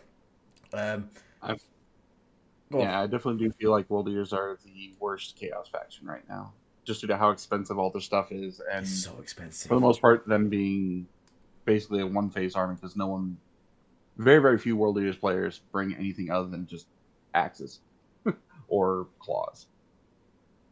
Yeah, it's a rough time to be a bit of a World Eater player at the moment. But I think that is an army that I still do see a lot of World Eater players, so they actually took it on the chin. Pearce, what about you in teams, mate? I think in teams it's a bit of a different story for World Eaters. They like in a singles, I think Death Guard will always beat World Eaters, or like has a highly favorable matchup in the world. In a team environment, World Eaters can actually score what's called a scoring floor. Like they can get enough points on the board that the differential is very difficult to, like I wouldn't put them in the 20-0 and go, because it's very hard to maximize that advantage over them. They're just incredibly fast. The mistake a World Eater player would make would just be to send everything at you, and then they just bounce, and then you have 5 turns to sort of take over the game. The really good World Eater players, I've seen what they do is they play a much more kind of cagey passive game and try and use their mobility to really kind of hammer you and force you to spread yourself very thin. That has gotten easier since the faction has been obviously taking some points hikes on Exalted 8-bound and whatnot. But I would say you get Death Guard get like a small win to like, maybe 12 to 14, maybe 15 points against World Eaters. But I think it is hard to crush World Eaters in a team environment with Death Guard. Okay, so obviously a lot of people will compare World Eaters to Blood Angels, sort of two armies sort of with the same goal. What do you guys rather facing? You rather facing the World Eater player, or you rather facing the Blood Angel player? In my opinion, World Eaters are definitely better than Blood Angels. Okay. They have more movement shenanigans. They have the ability to sticky objectives when they die. If they bring Angron, his ability. What thing you cut off for me there, Don? They have more stuff to do, whereas Blood Angels are just Marines that just die. That's true. Pearce, what about yourself? Blood Angels or World Eaters? Blood Angels for me, I'd rather face. Same point, Dom. Ron is just if the World Eater list has Ron changes the game quite dramatically, because so much of your predictability of scoring against World Eaters will depend on whether Ron comes back or not. Ron coming back later on in the game can take a game you thought you were going to crush to a game that you're maybe only getting a small win now. Ron really just unlocks so much for that army. Like our minus weapon skill, ballistic skill is not very effective against him because of his reroll hits aura. I would against World Eaters, I take -1 save all the time, because they do so much damage. It's like a kill or be killed matchup. Yeah, that's what I see. You just have to ensure you get everything through them. Yeah, that's the same way I see it. A quick question in the chat, probably for Dom this one, mate, because it's not. Austin's asking about Lord of Skulls World Eater lists. How would you approach taking that thing down? What I'll say to that, Austin, is in UKTC, it's just not a thing. The Lord of Skulls can't get anywhere. I think that's the same for you, Pearce, correct? Back when they cost nothing, edition or two ago. True. But do you see Lord of Skulls at all, Don? And how would you deal with it? Go on, sorry. Oh, have we lost you, Don? Easy time chunking into that. So it's especially once that you get either Lord of Realms to take a look at them, or you probably blight them. Lord of Skulls just drop pretty quickly, because it's hard to hide them. So apply the Contagion, give them the old ignore cover, and then basically fire away at them. Yep, lethal hits do wonders when they have a 4-up armor. True. Pearce, how Lord of Skulls did make any appearance in WTC at all? Oh no, we've lost Pearce. Yeah. Sorry. We haven't. He is. You're both cutting out on me there. I'm not sure whether it's my connection or whatnot, but I think he's getting a little flaky. Yeah, no, you both cut out on me though. I couldn't hear anything you were saying there for a moment. Yeah, it's basically just saying Lords of Skulls are pretty easy for Death Guard to beat up, especially with -1 save, because that big thing saving on 4s before AP happens. Yeah, that's fair. But I was saying, Pearce, Lord of Skulls in WTC, is that a thing? Move around. I think Pearce keeps going out. I think he's Sorry, explaining Lord of Skulls. He's gonna rejoin. Are you alive, my friend?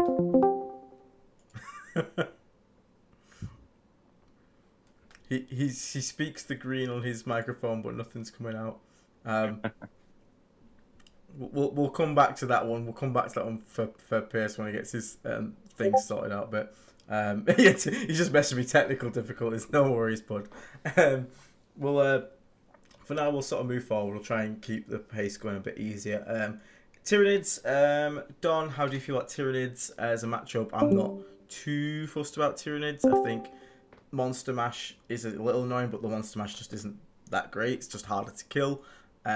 Endless Swarm, we don't really have problems killing infantry, I feel like. It can be a little annoying because all the little movement tricks they can do, and they can obviously score quite well, but I never come across Tyranids and I'm dreading it. How do you feel about Tyranids, mate? Yeah, the only Tyranid unit that I really don't like are Gargoyles, because they're so cheap and they can keep coming back and striking, shooting, and stealing objectives. But like I said, I have significantly less OC than Plague Marine squads do. The Biovore is normally what Tyranids are relying on, and we can just kill that on turn 1 pretty easily. So Yeah. Yeah, then they have to start relying on their actual units or something. But yeah, I really feel like Tyranids are a really easy matchup. Like the Norns, you can normally just let them sit on an objective and beat them up until they're dead. Yeah. The Maliceptors are just tough things with a 4. I think they have a 4 pinball save still. Yeah, it's 4 pinball. But like the Zone Throps don't hit too hard because they're very random now and they just die. Like yeah, as soon as they expose, they're dead. They just die. Yeah. That's fair. So yeah, I'm not too worried about Tyranids. They do have some decent mission play and some decent secondary play, but we have ways around that. Yeah, I agree. I think we're a pretty favoured matchup in that one. I think we have good ways to kill the big monsters, and we definitely have no issues dealing with the little things. And if you come across, again, in terms of versatility, if you come across Endless Swarm, you can always slap on -1 OC in leadership, so we have a good answer to that as well. So yeah, I don't think we really struggle with Tyranids. I'm going to risk asking Pearce. Pearce, speak. Can you hear me again? Yes. Okay, I don't know whether it's my connection dropping or it's Discord acting up, because you were both cutting out for me earlier that I couldn't hear anything you were saying. So apologies if I was talking over either of you. No, don't worry. We're just saying Tyranids. Yeah, Tyranids depends somewhat on the build. I think generally we're pretty favored. Endless Swarm is a harder one just because they're just very good at keeping your scoring down, even in the Plague Marine builds. They just move block you a bunch, so you can't really go anywhere. Yeah. But I would always expect like a small win against Tyranids at worst. Very nice, very nice. Okay, so we're happy with that there then. So we're just trying to get through some of the easy ones to talk about. Leagues of Votann is a bit of a weird one. They're a bit strange. They have a lot of, obviously, units, quite cheap. They got a bit more expensive. But again, it's kind of like a weapon skill, ballistic skill 4 army, which can get really hurt by the -1 weapon skill, ballistic skill. They also don't massively have speed outside like Sagittars and the bikes.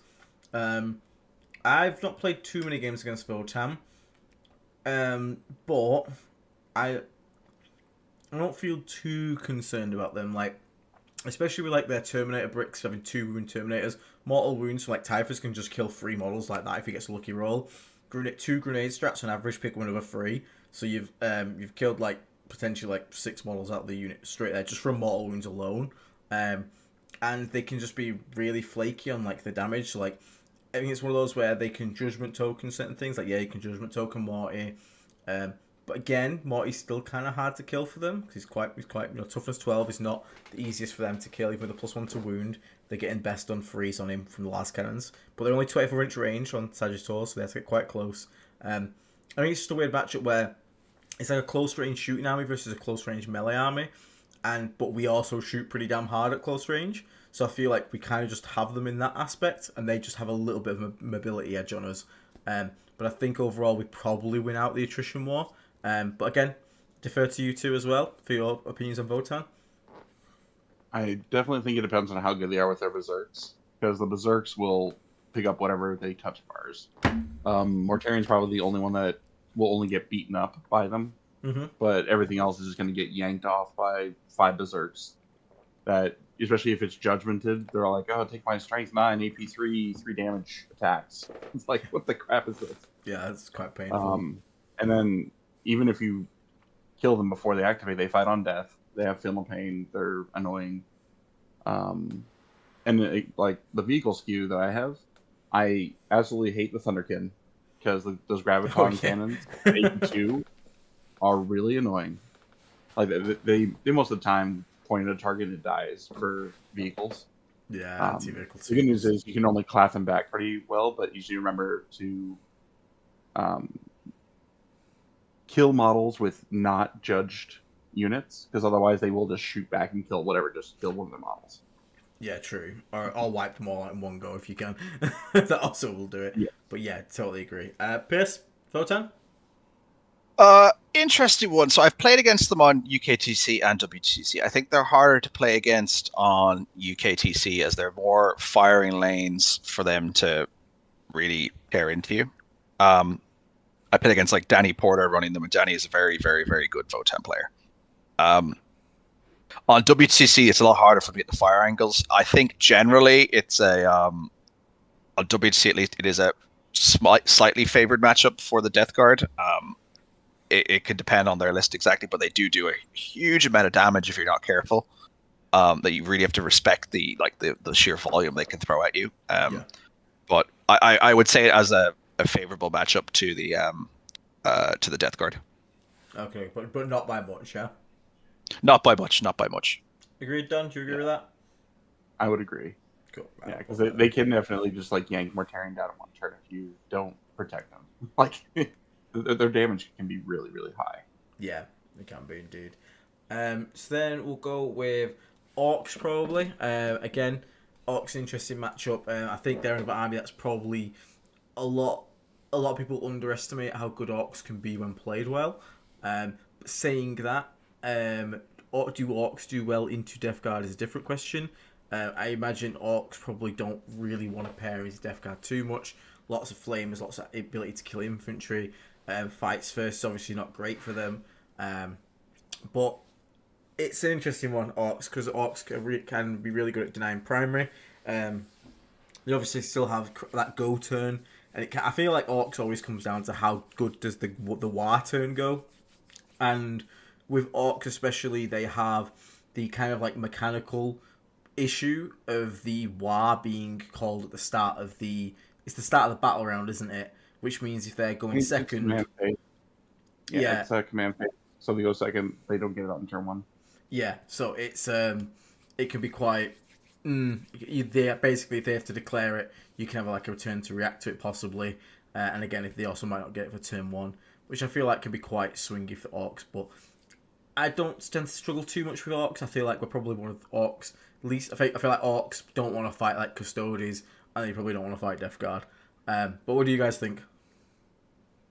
Orks have some units that are really good into some of our stuff and really bad into other things. Like, my vehicle list absolutely hates anything Snagger related, because it gets so many bonuses, like whether it's anti-vehicle or like Mazrog will just walk into whatever I have and pick it up. Flash kits are really annoying. Their basic troops, though, are really not a problem. Meganob's not a problem. Gaspel's not a problem. But yeah, they have the ability to just throw OC onto points, and they get the option of like fight on death, -1 to wound. They have a lot of really good tools, and they're fairly cheap. But yeah, I do think Death Guard in general has a really good matchup in it. Orks. Pearce, Orks? Yeah, I think especially if you're in the Plague Marine build, it's very favored to the Death Guard. Like really high up on semi-resilient tier, maybe not quite 20-0 and go, but I would say they're either bottom of 20-0 and go or top of semi-resilient. Like, I think just we have so many tools to shut down what Orks can do. Okay, we'll put them in semi-resilient at the very top. because I feel like as Don alluded, they are still pretty good at putting bodies on primary. They do have fight on death, so they have tools themselves. I think we probably outmatched them on the tools against them than they have against us. But a good Orc player, because they're so cheap and they have good mobility and stuff like that, I feel like a good Orc player is still going to score pretty decent, and it's going to be hard to 20-0 it. Yeah, and I think it depends somewhat on the list, right? Like if you're running Dawn's sort of vehicle list, Orcs are a lot better maybe at putting out like high volume, like Beast Snaggers get reroll the hits against vehicles. Whereas if you're playing the Plod squad like me and you do, sort of Aiden, we have lots of fight first, we got lots of bodies, we got lots of flamers that are just very good at killing Orcs. Yeah, I agree on that one. So we'll go for Tau next. Tau, I feel like when you play against Tau, you're basically starting the game 20-0 up. Because anyone doesn't know, Bring It Down is incredibly good. Of course, there may be some builds that aren't running like lots of suits on lots of vehicles, but I'd say as a generic rule, you're probably going to see at least one Crisis Brick, and killing the one Crisis Brick alone is like 14 points on Bring It Down, because it's 6 bodyguard, they're 2 points per model, plus the leader's another 2. So I feel like a lot of these lists start obviously quite a bit of a disadvantage. Tau shooting output can be horrific, especially when we get to turn 3 onwards. But I feel like Tau also have an incredible problem of holding primary if they don't have ghost kills, and as soon as the ghost kills like die, there's basically nothing that can sort of survive on a point. The only thing that potentially could would be a Crisis Brick, and a Crisis Brick standing on a point is a Crisis Brick being shot. So I feel like Tau's a weird matchup. They do have pretty good mobility, but not the mobility that they used to have when battlesuits could obviously fly through walls and things like that. And now they have to go around it because they are vehicles.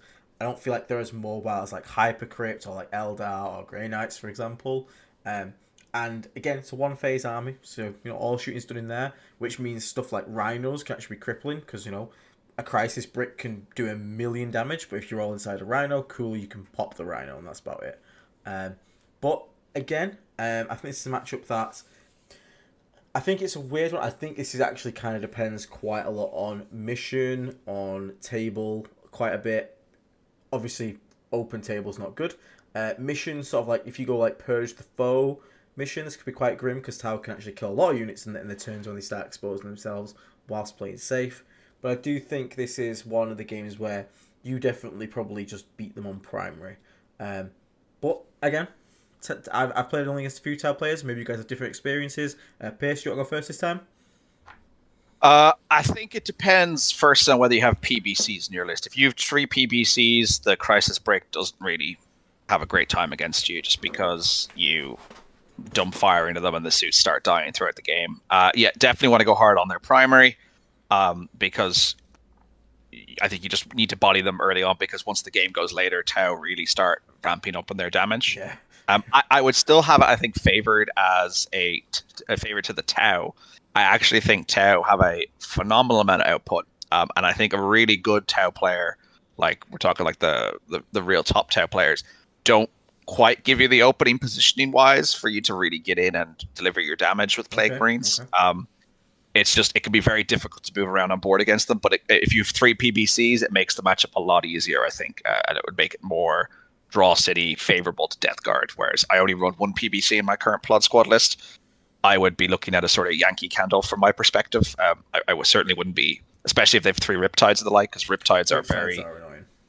Yeah, very long range, very cost efficient. They do phenomenal damage. They're very difficult to deal with. That's fair. Don, how do you find the Tau matchup? I feel kind of the opposite, and once more, it's the speed and the range to be able to reach out and touch them. Because yeah, I will get tabled by a Tau player, but they can't hold primary from the damage output that Death Guard vehicles can do. And their secondaries, they normally just, all their damaging units give up secondary point. So it's pretty easy to run the score up while they're just trying to play catch up the entire time. And by turn 3, when they start, getting sustained hits on everything but the enhanced squad, they just playing catch up. It's difficult for them to get the points that they need, especially with us having sticky. I think I agree. PBCs do make this match. I always run 3 PBCs. They make this match a lot easier because, again, the Tau player can't just sit and play passive until turn 3, because I'll just take homers and bring it down. as you said, Pearce, I'll just pepper the crisis soups every turn. So if they wait too long, they can come out. Maybe they've only got 2 or 3 soups left. I've also got a lot of secondaries off that. I'm just playing safe, holding some primaries, maybe sending 5 Plague Marines in to clear a point every so often so they fall behind on primaries. I can see totally the problem you're going to have if you haven't got the indirects, because then the Tau player can sort of get in easier to sort of stage position, sort of like space it out a bit easier, and then have that big go turn.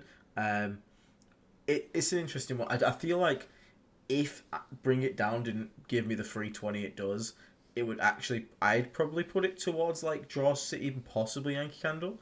But I think the fact that they basically start the game 20-0 down effectively makes me want to put this in Draw and Semi-Resilient. Probably put it in Draw because we've got a lot of Semi-Resilient, so I wouldn't say it's an easy game. I think it's definitely a game that you can screw up and lose pretty hard. But it's not, I wouldn't put it in Yankee Candle just yet, based purely off the fact that I feel like, especially because I bring free, but again, I bring free PBCs all the time. If you do, I feel like you get almost like a free 20 secondary. Do you get what I mean? Yeah, no, absolutely. And like, I still would max homers. Bring it down every game against Tau, even with the plot squad. It's just I have Morty in my list. So Morty doesn't like projecting threat into the crisis brick because that is still a lot of damage. Still winning on 5s, but it's just a lot of damage being thrown out. So many shots, yeah. Yeah, it's just you don't want to have to play into that. And I think it's just an army that really depends on the mission, the terrain format you're playing. It's just got a whole lot of variables that go into considering how well you do at it. And like your own list, like so, it really can be a volatile matchup in that respect. Yeah, I get that one. So next one we'll go T-Sons. T-Sons is a really weird one. This is probably like one of the few armies that can probably just pop Morty off the bat if they wanted to. This one I feel like completely comes down to build. If they've got the characters that give their rubric squads the loan up, this becomes kind of difficult. If they don't, this becomes kind of comical. Because PBC, especially if they haven't brought rhinos, which a lot of them don't always, because they basically rely on the characters to do all the damage and all the weightlifting. The second you start popping those 5, like it's just 5 rubrics, like they used to hide in, mobility, pop out, shoot, pop back in, whereas you can, indirect line of sight kind of stuff, and if you just kill them before they get to do any of that, and their Cabal points start going down straight away, I feel like it's a much easier matchup. But I do think Thousand Suns is one of those armies that when you come across in a player that can play Thousand Suns, and you look at their list and you're like, it's 5 characters and 5 squads of rubrics, I don't get it. And then those 5 characters like pick up half your army, it's a surreal experience. But what's your guys' experience with T-Suns? I think this is the hardest Chaos faction that we play against by a large degree. The amount of devastating moves they can put out is ridiculous. Yeah, it's especially if they get they just have one of the little psychers run up forward, so Magnus can see around walls and ignore cover, and he just picks up squads. Yeah. And then you get the Mutilate Vortex Beasts that are just a really annoying profile to kill that just laser beam you to death. It's it's a really rough match. If you stand on an objective, whatever unit stood on that objective is just dead. Yeah, like rubric rerolls. Yeah. Yeah, especially with the Armon squad of flamers, it's really, really rough. Yeah, it's pretty grim. Pearce? Yeah, no, agree with Don. I think this is I would probably have this as our worst matchup in the game, barring the mirror. I think if the T-Sun player plays it really well, like a mission can help you out a lot if you get a really favorable mission for yourself. Priority targets is not priority targets, take and hold. So the one where you can get 15 a turn on primary, yeah. I think that's a really good mission for us to fight T-Suns on, because T-Suns hate aggressive pressure. They want to pick you apart early on and then go in for the kill later. They don't like being rushed down all at once because they don't have a huge amount of damage in a single turn, but across the game they have very consistent damage. Magnus is a pain. The Infernal Master with Arcane Vortex can pick up whole Plague Marine squads by himself, and then the Overwatch threat that comes with that is insane as well. I think T-Suns have all the right tools in all the right places to beat Death Guard pretty consistently. I think the biggest issue with the T-Sun player is the player. It's incredibly hard, but I think if you know how to play it, it's incredibly powerful. Yes, definitely. So what I did at my last GT against Thousand Sons is I got a really favorable mission. I played them twice in that event. I got a really favorable mission the first time, shoved, and I was able to power on through his damage, his clapback, and take the match from there. I think like 16-4. But that was because I play T-Sons as well, so I know T-Sons very well. So I was able to take advantage of that and kind of exploit a lot of his weaknesses. And then I played again against T-Sons the round after, immediately after, and he was a lot more conservative in his positioning. So what I had to do was put Morty in a rune deliberately to bait him in, because I thought if Morty's in the rune, he'll go for Morty. So he put Magnus, he put all of his squads in range. And then the idea was that he does that, and then I get out and I clap all his stuff in return, which I went for it. But like I didn't quite have enough damage to break through, because this is what happens when you hit on 4-ups. Sometimes you can swing with the heavy weapons. And as a result, the T-Sun player just had enough damage to kill me across the rest of the game. And I think it ended like 80-73. Oof, that's a lucky one. Still close though. Still close. It was a great game. Great game. So are we talking, when we say bad matchup for Death Guard, possibly the worst, are we talking Yankee Candle or are we talking Slippity Sloppity? Yankee Candle, in my view. Done? I probably put it at Yankee Candle. I don't think anything really is Slippity Sloppy other than Death Guard, because who wants to play that? But I do agree that it's probably our hardest matchup as of right now. That's cool. Tell them the truth, we have no bad matchups. Unfortunately, we might have one, I guess. These guys. I do agree, though. I genuinely think Death Guard is like, we have lots of close matchups where skill can make the difference. But at the moment, we don't really crush a lot of the field. But if you play really well with Death Guard, you always have a fighting chance in your game. I think T-Sons is the one list I would look at, or the one army, and I would say this is a real uphill struggle ahead of us in a match. I agree. So we'll go then we'll go just to vanilla Marines, because we talked a lot about Marines. A lot of the things we previously said apply. So this is talking probably like Ultramarines, I guess, because that's the most common separate chapter thing.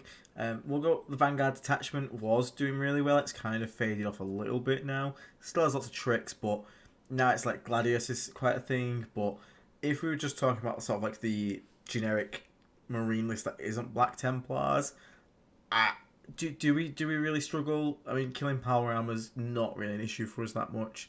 I feel like this is totally down to like player skill with like a Vanguard attachment. But I feel like most Marines I'm seeing at the moment are just playing like Black Templars, even if they got Ultramarine paid. Like, yeah, I'm Black Templars for today with Helbrecht, or like Sun Sanguinius, something like that. I haven't seen many like actual Codex just Space Marines. What about you guys?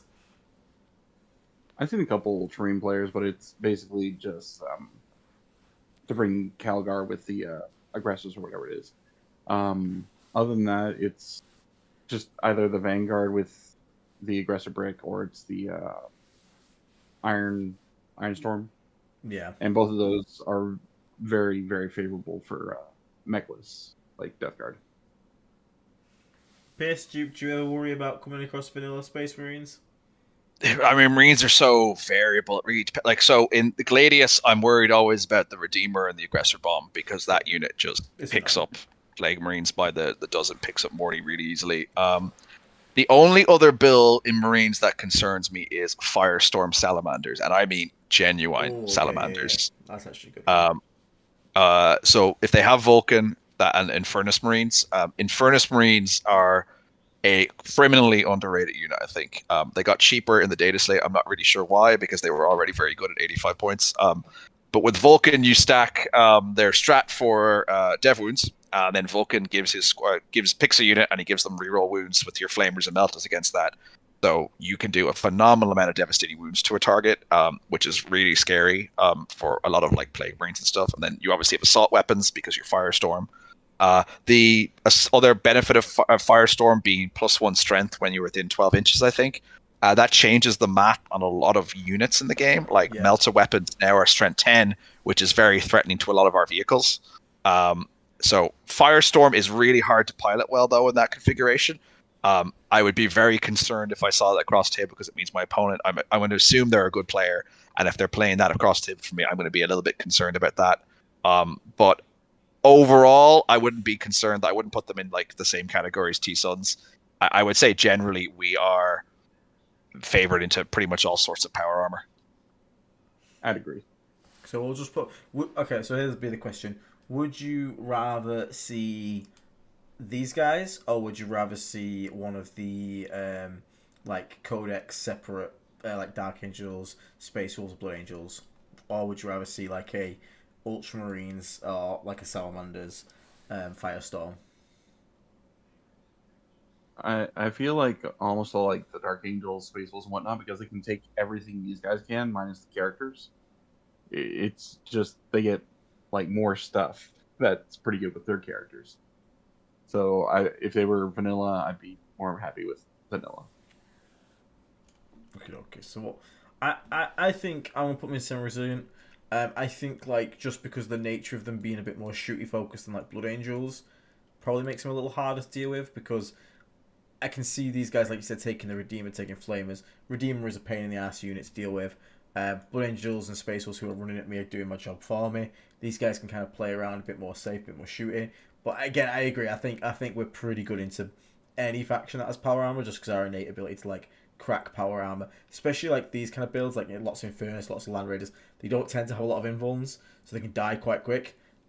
It's just getting the damage applied, but as soon as it's applied, these units can start to drop like flies.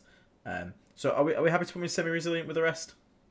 I'd agree. I'd much happier fighting like I think Black Templars is the only Marine build I look at and go, I really don't want to, like, I can play you, but I don't want to. Jacob Clue, 999 super chat. Thank you very much, mate. Massively appreciate it. It's your first one, so well, thank you. Anyone going to the Rocky Top Super Major? Tips for your first big tournament? Honestly, mate, obviously I won't be going there. I'm in the UK. But for tips for your first big tournaments, your first big one you go to, just try and enjoy it, mate. Don't worry too much about any pressure on yourself or anything like that. Just go, enjoy yourself, learn what you can, and again, just set yourself a goal. Just set yourself a goal, whether that's to just see it all the way through and play 5 games, to try and, learn something new, take a different list. Set a goal that's definitely achievable. So don't be like, I'm going to win 2 games, because that might not happen.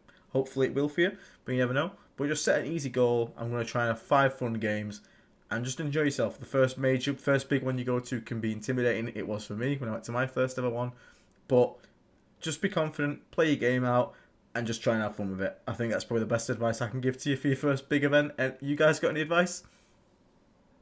Yeah, remember that you're probably not going to win the entire event. There's a couple hundred people probably. Only one person's actually going to win it. So just have fun. Meet new friends. Have fun. It's more of a social thing than a who wins the event thing. Think of it that way. You'll have more fun that way. Cool. And Pearce would give you advice, but unfortunately the rule in Ireland is if you don't win the Super Major, you're actually executed on the spot. So it's quite important for Pearce to get the win. Pearce has actually endlessly won his Super Major. That's why he's still here with us.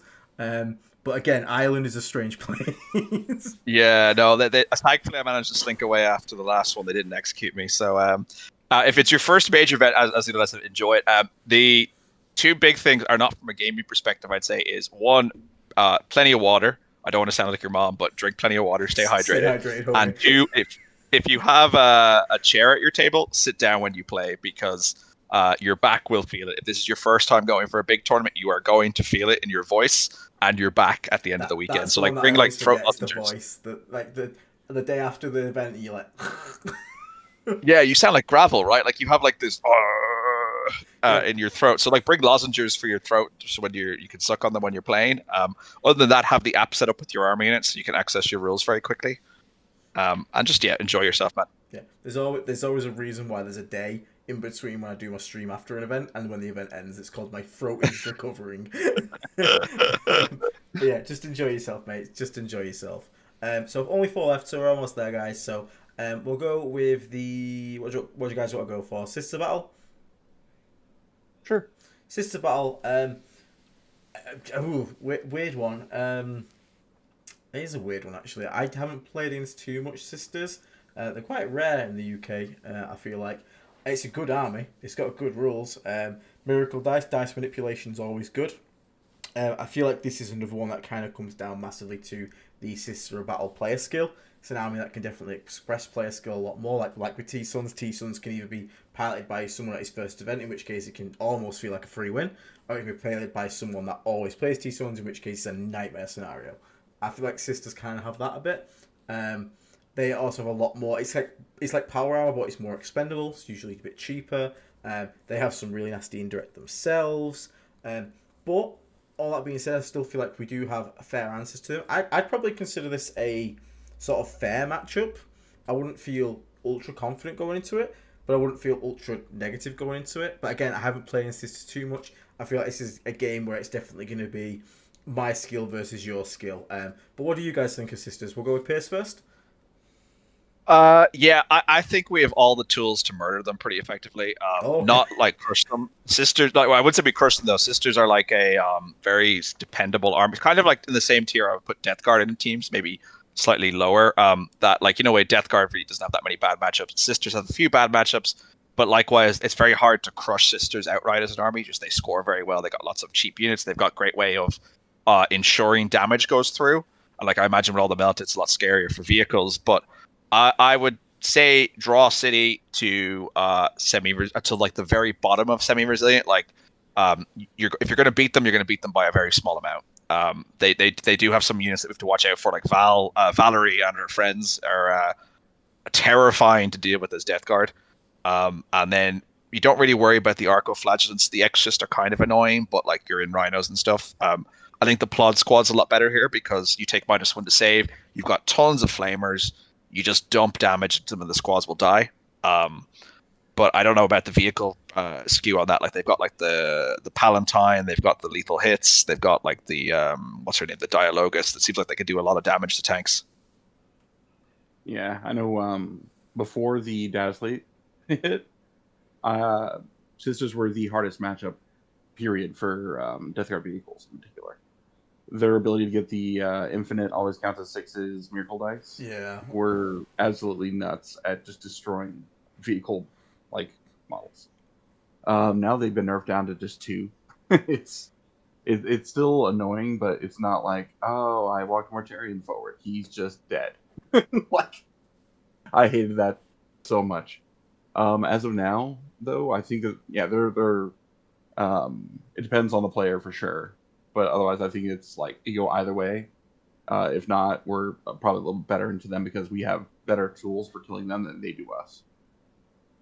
Okay, fair enough. Well, what I'll do for now is, because we've got quite a bit in series, I'm going to put these guys at the very top of Draw City then. I think that's a pretty good place then, because I think this is definitely one of those where it comes down to maybe we have the better tools, but I think it's definitely going to come down to who plays it better in these ones. Yes. Yeah, I think that's a fair assessment. It just depends so massively on the the player skill involved. Yeah, that's fair. Cool. So Guard, I've read Reddit 20-0 and go. Worst army in the game. But no, actually, let's talk about Guard. I never have fun playing against Guard. I don't know what it is. I just don't enjoy the army. I even played against like 200 guardsmen, and you think it would be fun. It's not fun. They just keep coming back. Reinforcements is probably my most hated stratagem in the game. I don't like it existing. They have pretty damn good indirect, and Basilisks are also really annoying. Bullgreen can be quite annoying as well. And I think that, but the thing is, I think this is another one where it really depends what player you come across. I think the Guard player base has a lot of players that just want to play Guard, are just having fun with Guard, bringing fluffy lists, stuff like that. In which case, those games actually can end up being almost 20-0 and go tier. But the people that are playing Guard because they think it's competitive and have learned how to play it and actually know what they're doing with it, this becomes quite a pain in the ass to deal with, in a way. Especially if you're running Plod Squad anyway, because trying to reach out and kill the vehicles is quite hard. They can move block you for days, or like move, and Bullgreen are just a massive walls of meat to try and grind through.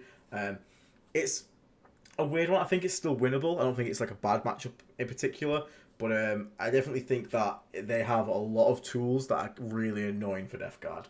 But again, I defer to you, so I'll go Pearce again first. Yeah, so Guard in teams are very warping for the format because they are very obnoxious to play against with artillery. They are the strongest indirect army in the game currently. They've got lots of support for their books between their orders, their sentinel spotting for you, fields of fire as a stratagem. They have lots of great units they can take in large quantities for that. In teams, Death Guard is considered something of you don't counter, like you counter them, but you don't crush them as a counter. It's an army that you could safely put into them and be like, well, we're not getting crushed by them. Partly because some of the Death Guard mechanics the Plod Squad does really well against them, which is the the kind of Russian doll activation locking of having a squad in a Rhino. The Guard player has to indirect the Rhino, which so he can spot the Rhino, he has to indirect the Rhino, but then he can't spot the Plague Marines who get out with the Sentinel, because I believe spotting's at the start of the phase. So that helps in that regard. You've got sticky objectives, so the Guard player actually has to get across the table to you if he wants to start taking them off. We have Morty, so we ignore the Bulgrin -1 damage. Bring It Down is usually a safe secondary with homers. So your game plan as Death Guard, in my experience, has been you kind of just hunker down and try and beat them on primary, or dent their primary and just scrape together as many points as you can. And it usually ends up a sort of like 12, 8, 11, 9 either way, depending on how it goes. That was my experience at the ITT when I played against Guard. I got put on a light table against Guard, and I was just told, just drag it out 5 turns, score as much as you can, don't try and kill them. So I just hunkered down, sent out what I could every turn to do like a cleanse and a homers, and I think it finished 11-9 to the Guard player, which I'm happy with at that point. Yeah, I think it probably does come down to the hunker down, doesn't it? And then for the opposite point of view, when you run Death Guard vehicles, that's you. You literally just run them over. It is so easy to kill them all. It's like with you have Mortarians still alive, which usually it's hard for them to kill them right off the bat. So you ignore the roll Dorn's ability blank damage, you ignore the -1 damage on Bulgrin, and just so many really good shots that you're able to bring to bear on them. It's really easy to just crush them with what we have access to, especially when you take -1 save, because the -1 OC really doesn't matter for the vehicles, because they can just do the +1 OC thing and just negate it. And they're going to out-OC you anyways as vehicles.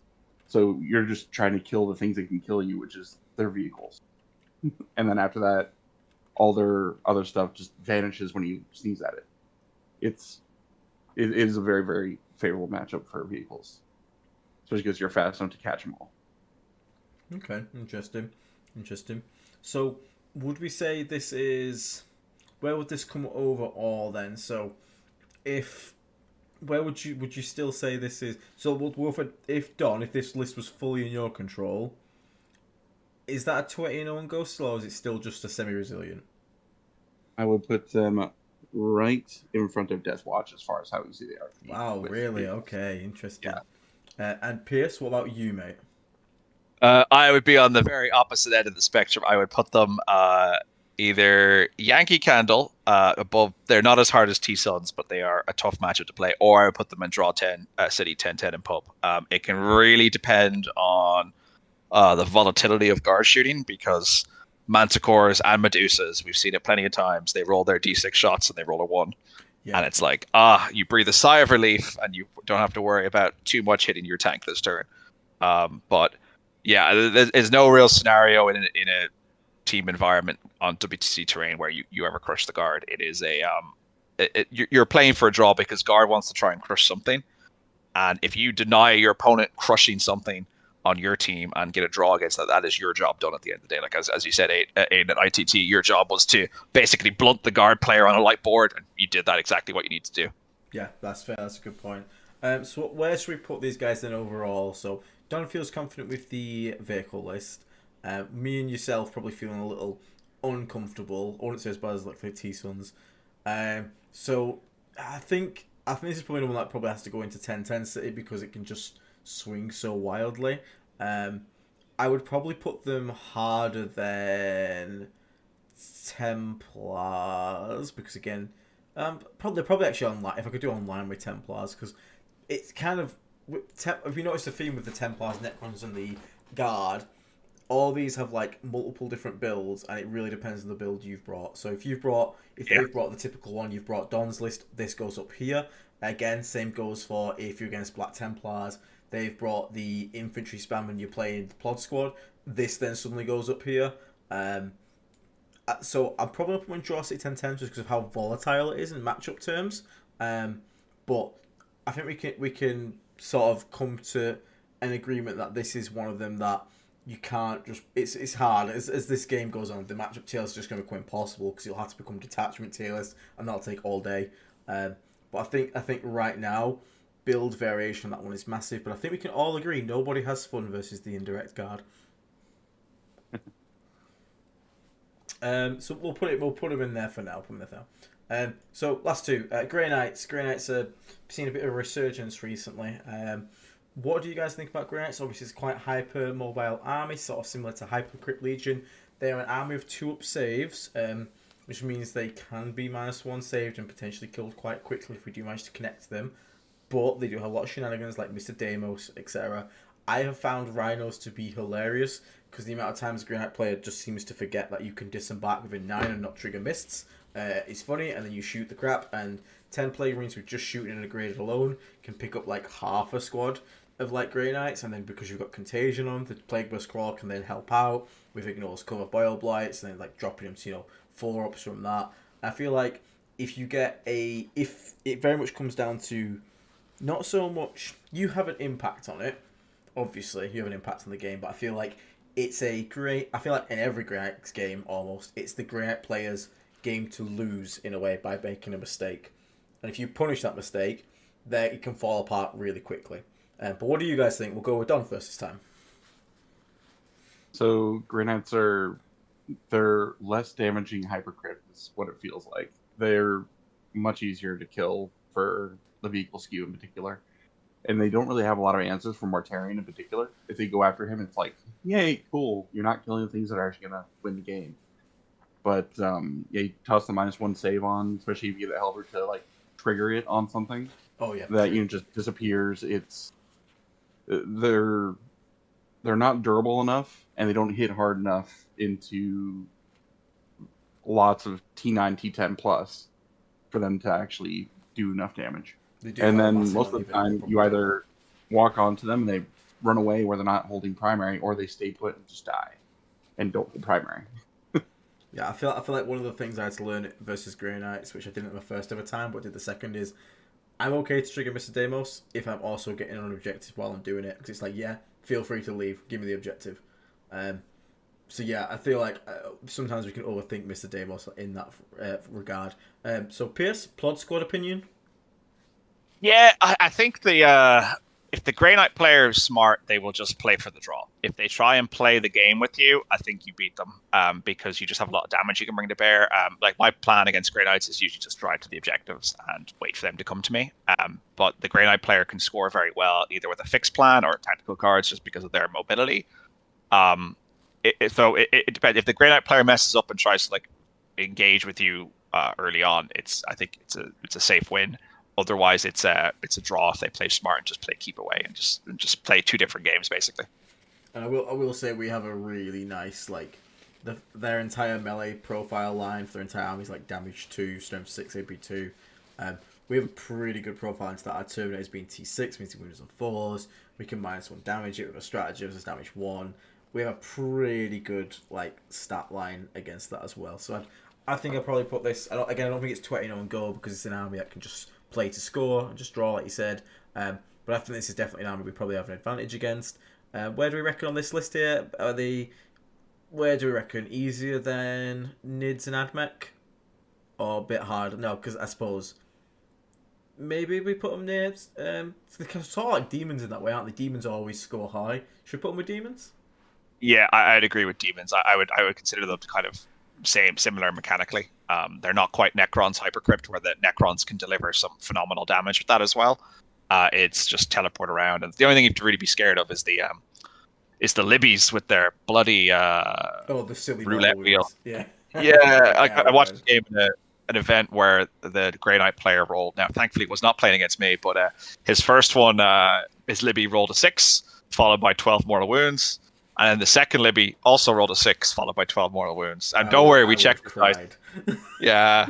I watched him do this to a Blightlord Terminator brick, and like the brick just basically evaporated, and that was like the Grey Knight player was actually like, I was hoping to charge those. Sorry, the Death Guard player was like, I was hoping to charge them, but now like I've killed the whole unit pretty much out of the game.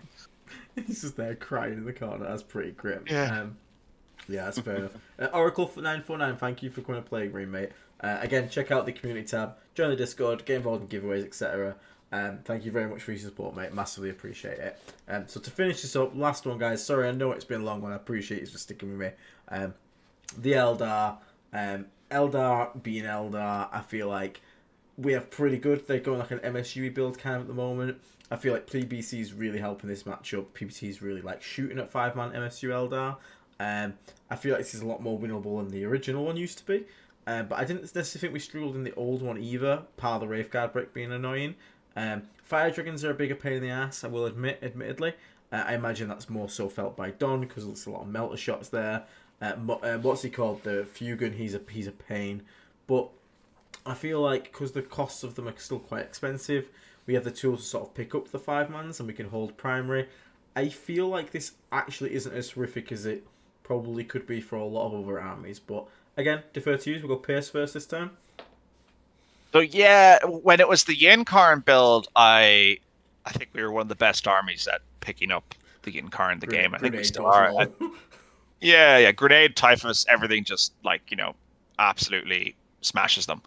I'm not really sure how, like, Eldar are in a weird spot, right? Like, I've seen Haywire builds, which would probably give Dawn fits, where like they've got like 6 Skyweavers, and like they have like Void Weavers, Scourge allies with Haywire blasters as well. But Eldar, I think, is in a very experimental place where people are trying to figure out really what it does. I'm not really worried. The only unit that really worries me, I think, in Eldar at the moment is D-Cannons, because they're very good at cracking like transports. They're annoying. Yeah, like, and they tow into runes in awkward places. But I don't think there's a whole lot in Eldar otherwise that we really look at and kind of go, oh, that's bad for us. I think we can standard strategy with the Plot Squad, push forward, kind of make them fight you on objectives, or they're not getting any primary. And Eldar really struggle with that against us because, I mean, Fugan can kill Marines, but he doesn't kill that many that quickly. We've got fights first, so we punch through and do a lot of damage. I'd consider this a favorable. If the Eldar player is smart, he can use his speed to score well. And it's always the crucial issue, right? Like, Eldar can just buzz around the table and score well. Whereas if he wants to try and fight you on objectives, you're just going to hammer him. That's fair. Don, go on, jot round us out for this, the final opinion of the night.